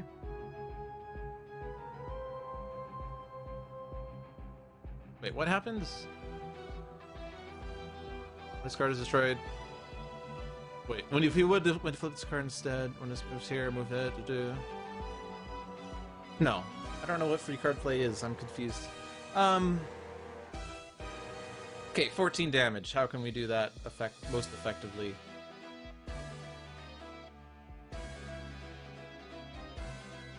Oh, the objective is a free card play. Oh, okay.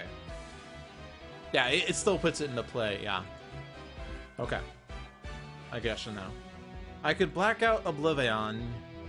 Oblivion then hits Oblivion, but he's immune to his own damage, and hits Voss, but that's 0, so that does nothing. We could have Mainstay or one of the Sentinels, which includes Lucky Break, Chronos, Citizen Storm. Oh, and we lost the others! No, our friends! Friend, rather. So yeah, we don't have T-Rex spot here, so we're losing some damage, but that should be fine. We're still getting 4 damage off of Storm. We're still getting at least 8 damage off of Chronoist. But how can we, what can we, oh, and there's also damage here. We have lots of damage. Yeah, it might just make sense to just do, like, coordinated assaults. Citizen Storm released T-Rex bot. No, T-Rex bot! Alright, you don't need to worry about the irreducible damage clause anymore. And then Idealist will take out Oblivion. Yay! No, wait, no. Oh, well.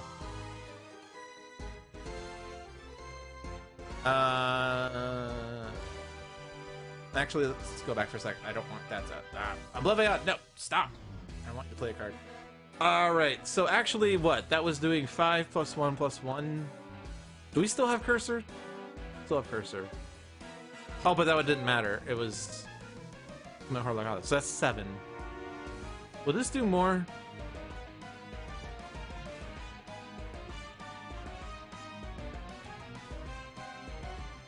I'm sure we could do more.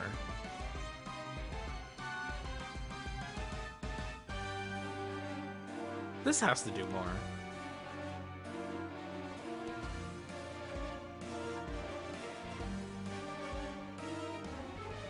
What's the other part? Deal 1 target, 3 psychic. That would be 4. Yeah, that's... Well, no, that's 7. That's 7 again.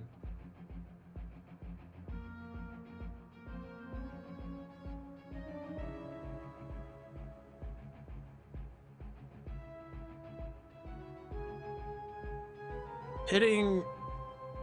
Well, we actually can't hit benchmark with this because of Cursor, but 2 + 1 + 1...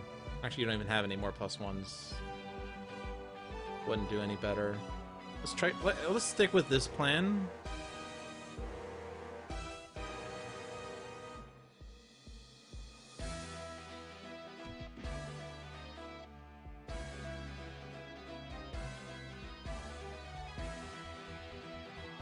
No. It's literally the same.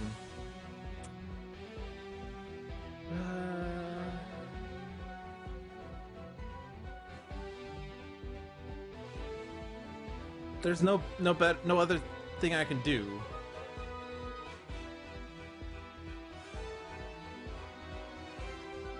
Like, we're not reducing Oblivion to 7, right?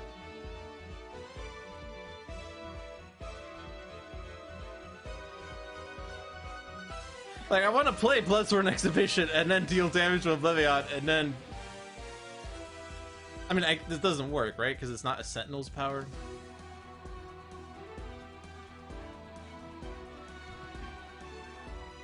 I mean, obviously it didn't work, but I can use it. Okay, well. Ah.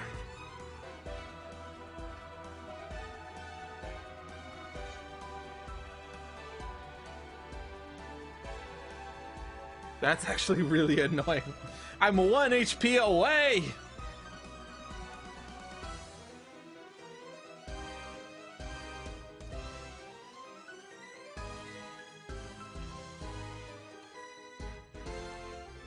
And you're not going down to 4 or fewer. Wait, no, if I do this...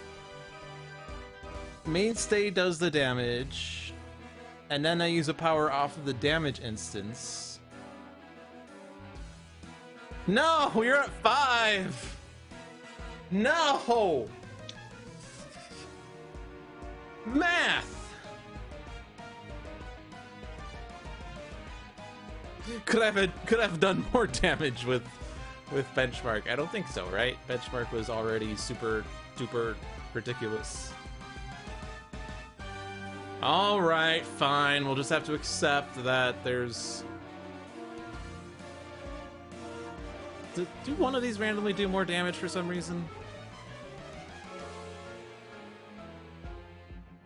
No.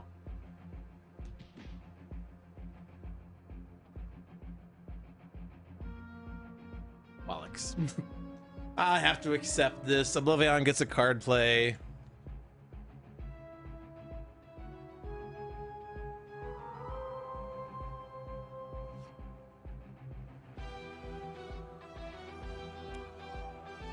Deal 2 heroes with the 3 highest. If a hero character card is dealt damage this way, destroy one of their cards. That's 0. Apparently Citizen Storm is next highest. Okay. Alright. The heroes were almost victorious, but right at kill boss as other plans. Oh well. At least the card play did nothing effectively. Alright, he's at 69. Nice. One-shots. Leia one-shots.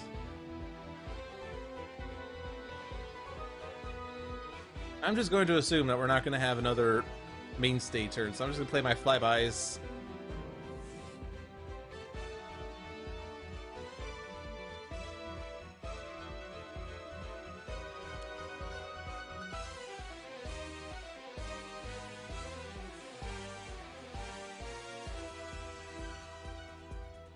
Devastating Aurora.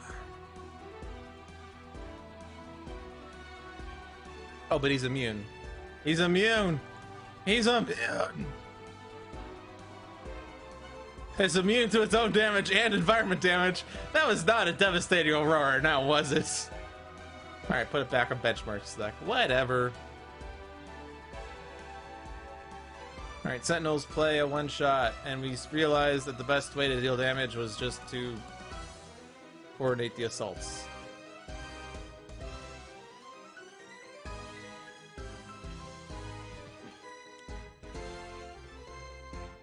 Oh, but actually, well, does it really matter? I'll do this because then I can play Mainstays cards slightly better.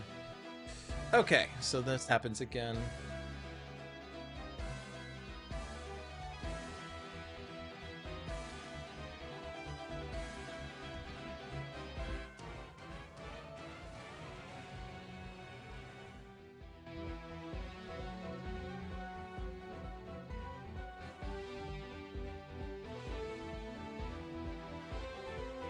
Hello, Voss.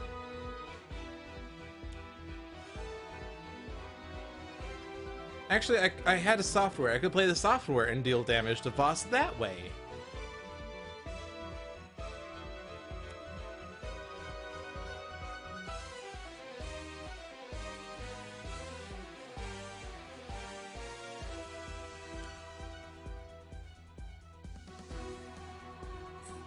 Benchmark has 25 cards to play, by the way.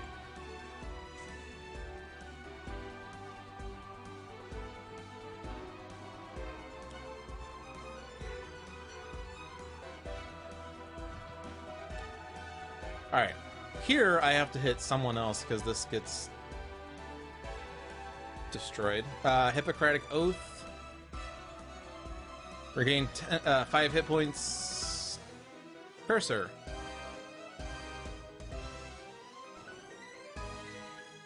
And now we get extra card plays. Or just 8 damage, but... Was it Dark Delusions did the best? So we'll do Dark Delusions. Oh my gosh, that sounds like Voss's theme! Benchmark. You don't have a card play. So actually 8 damage did more, then. Man, math. We just keep rewinding and having this music reset. Or not mainstay, but Chronoist does more damage. So I should just have Chronoist deal damage if I'm not doing enough damage with a one-shot, or 2 one-shots, because we don't even have 2 one-shots anymore. Stream gone? OBS didn't disconnect.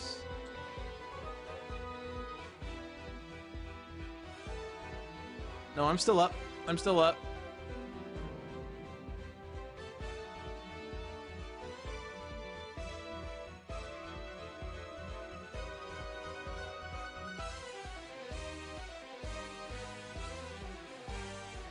I could do a second flyby. Well, if I return flyby to hand, I would get 3 damage out of it. That's 2 more damage than having Chronoist deal 8 damage. Am I gonna play one-shots off of Benchmark and Fnatic? The answer is no, right? So I should just play this and then return it to my hand and then play it off of Chronoist.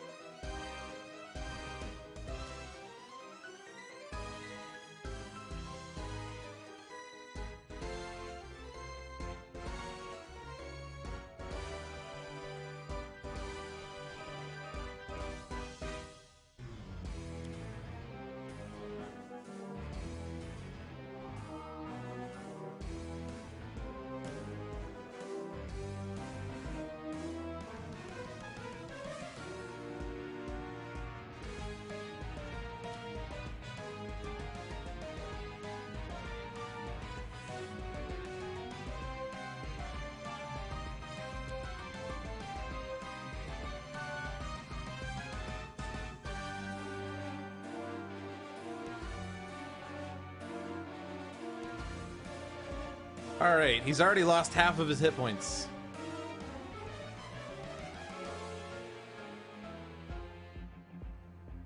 I'm gonna keep these tied for lowest in case it matters. We'll give a hit point, or 2 hit points to Benchmark, and we'll just heal that one, I guess. I could play Sentinel Tactics, except it's already in play. And I don't have an equipment to discard, so I'm just not gonna bother. Alright, moves to second battle zone. That gets you a token on Nature's Compulsion! Yeah! So, like, I could get this, but it'll be past the start of the turn, so it won't matter. Does Fnatic have an objective? Fnatic has an objective. There would have been 4 cards destroyed this turn in Benchmark's turn. Switch your computer like a sucker. I can't trade Nature's Compulsion. No one has... Well, I guess we have Digital Age. That's something, right? That will reveal top card and I could potentially play it.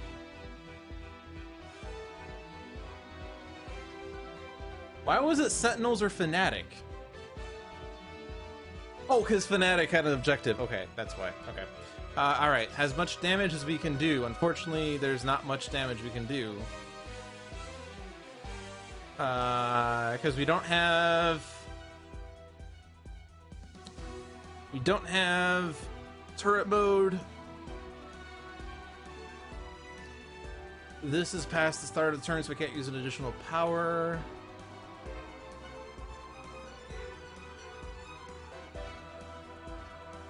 If you discard an equipment card, Omni Unity at the end of your turn, each equipment card. Okay, so we want to get an equipment out for that.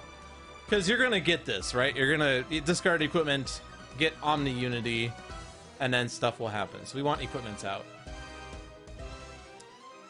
Omni Cannon. Sure. Also, Infinity Cannon's going to be a mechanical golem.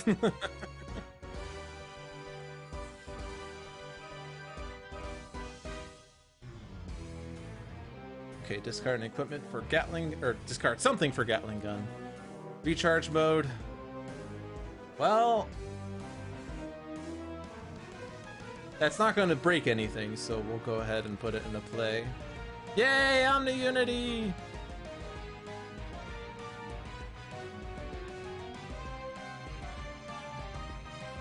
And now look at Infinity Cannon. Reward, equipment, gun, mechanical golem.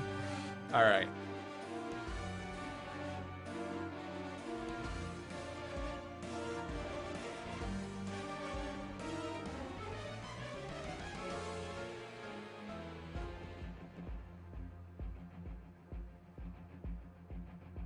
Move back.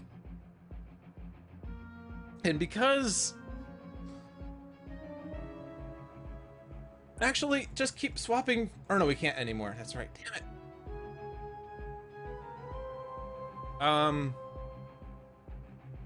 Because I want this to be an Oblivion shardless game, I'm not gonna take it. I refuse. Can't make me. Would this help at all? 9 damage? Yes. But then I wouldn't have benchmark use of power.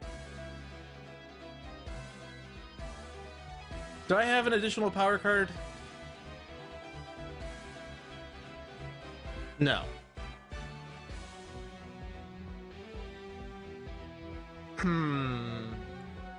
And actually, if I swap for... Actually, no, here, I can do this. I can do this. I can do this. I know what I'm doing. Pre-start a turn. I guess it's technically start a turn. Move back. I'm going to trade for Nature's Compulsion, and then we'll heal someone that can't heal. And now we have Primordial Boon. Yeah! What? Increase damage dealt by targets in display area by 1. Actually, it doesn't matter. Every man wins. Every man won this game. Okay, never mind. I don't know what I'm so worried about. But I have Primordial Boon. Yeah! Woo! Okay. So let's just maximize the points by removing Blight from the board.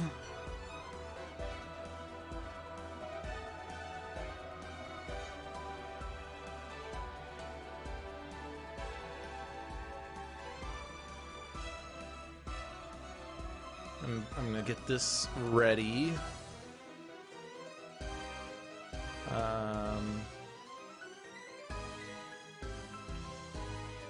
Except I don't... Which source was this? It should be this one. Where is it not in here? Oh, it is here. Okay. We're gonna go to this one because we're gonna end the game. And we're gonna see a credit sequence with no heroes or environments in it because no heroes are incapped this game. Just to prove to you there were no hero incaps. See, there's nothing here. And nothing here. And nothing here. And nothing here. And the set aside environments are well, 3. There's 3 of them. So this was a flawless Asterisk game.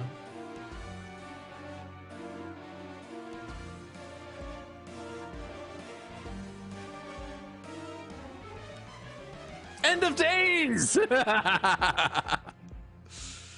Oh, jeez.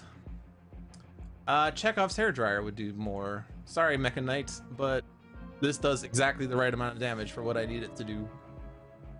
Alright, here we go. It's happening.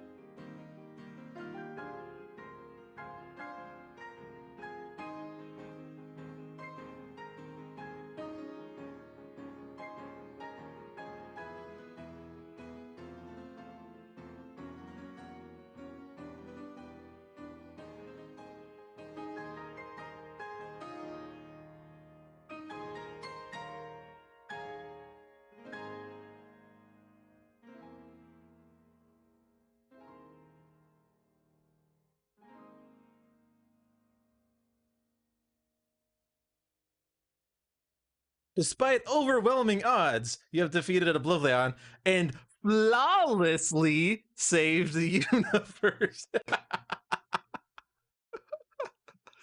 And note, there was no asterisk there. Boy. Scions defeated. 4.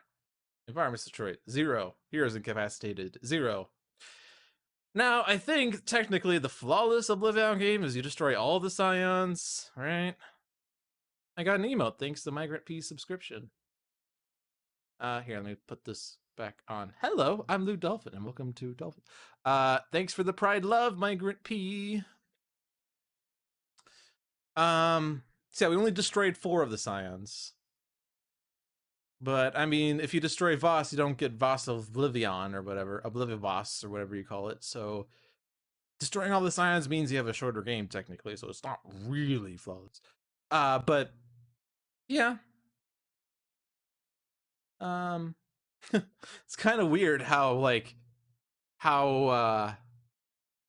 opposite this game was from my last Oblivion game, where I had, 3 environments and 17 heroes incapacitated or something. But hey, at least we had 0 and 0, even though it was because of a bug, yes. If it wasn't for the bug, then we would have had the Sentinels incapacitated. But next time, Ultimate Oblivion. Yes, technically this was standard Oblivion. We didn't play with any of the advanced. Not sure yet that I'm up for it. But I guess if I had a flawless game, I'm supposed to. It still would have been really close, although with the Sentinels incapped, we would have had to replace them. We would have had to have that hero get reset up. Benchmark, however, was definitely like the big MVP of the fight. Bunker was there. Fnatic gave Benchmark powers. But Sentinels did do a fair share of stuff. They had some nice things going on for them. They had the Lucky Break and Chronoist. And Citizen Storm. And T-Rex Pod! But yeah, they would have had to get reset up, and it would have been a bit sad. But hey, it was still 0 incaps and 0 environments destroyed. It was as flawless as I can make it, despite the also benchmark do stuff. Well, yeah, because of the named rewards. All right, but it is 10:42. This was a 3-hour 44-minute stream. One of the records, not the record. The record is 7 hours for Om Nom Nom the Canon, but still a very, very long marathon stream. There's a reason I only do Oblivion once a month. It's because it is longer than expected. But thank you all for watching, whoever is still here and whoever tuned in and whoever did have to leave in the middle because it was a long fight. I appreciate all of your support. It is fun to do this stream every Thursday and also Saturday on Handelabra. Be sure to check out the other streams we have on this channel. Every Monday at 7 p.m. is On Deck with Pirate Savvy and Dover, a brother-sister duo who like to get some achievements in some of the Handelabra games. Every Tuesday is Handelabra Live with John and sometimes Jeremy, 2 of the leads of Handelabra that like to demo content before it is publicly available. I'm sure they'll be showing some of the new stuff in Spirit Island, maybe on that stream or on Saturday. Every Thursday at 7 p.m. is Dolphin's Dive with yours truly. We strategically dive into the Handelabra games and try to discuss some of the smart strategies, such as don't hit choose for me and make sure the order is correct. Every Saturday at 7 p.m. is Spirit Island Saturdays with myself and usually John and sometimes a 3rd and or 4th guest. I'm not sure and or is the appropriate word there, but we do Spirit Island and we've been working out the difficulty scaling. And last Saturday we demoed England 0 and maybe we'll work up that level too to 1 and 2 and 3 in subsequent streams. Every Sunday at 7 p.m. is Tales from the Archive with another letdown for some storytelling Sentinels. Sentinels of the Multiverse, Bottom of the Ninth, One Deck Dungeon, and Aeon's End are all available on Steam, iOS, and Android devices, and Spirit Island is available in early access on Steam. Be sure to check the games out. I think the Steam sale ended as of today, but it's still relatively cheap. These games are ridiculously cheap at base. Certainly the expansions add up, but there is a lot of content in these games, so the price makes sense. All right, I enjoyed streaming tonight, and I wish you all good luck, and have a good night all. Stay safe out there.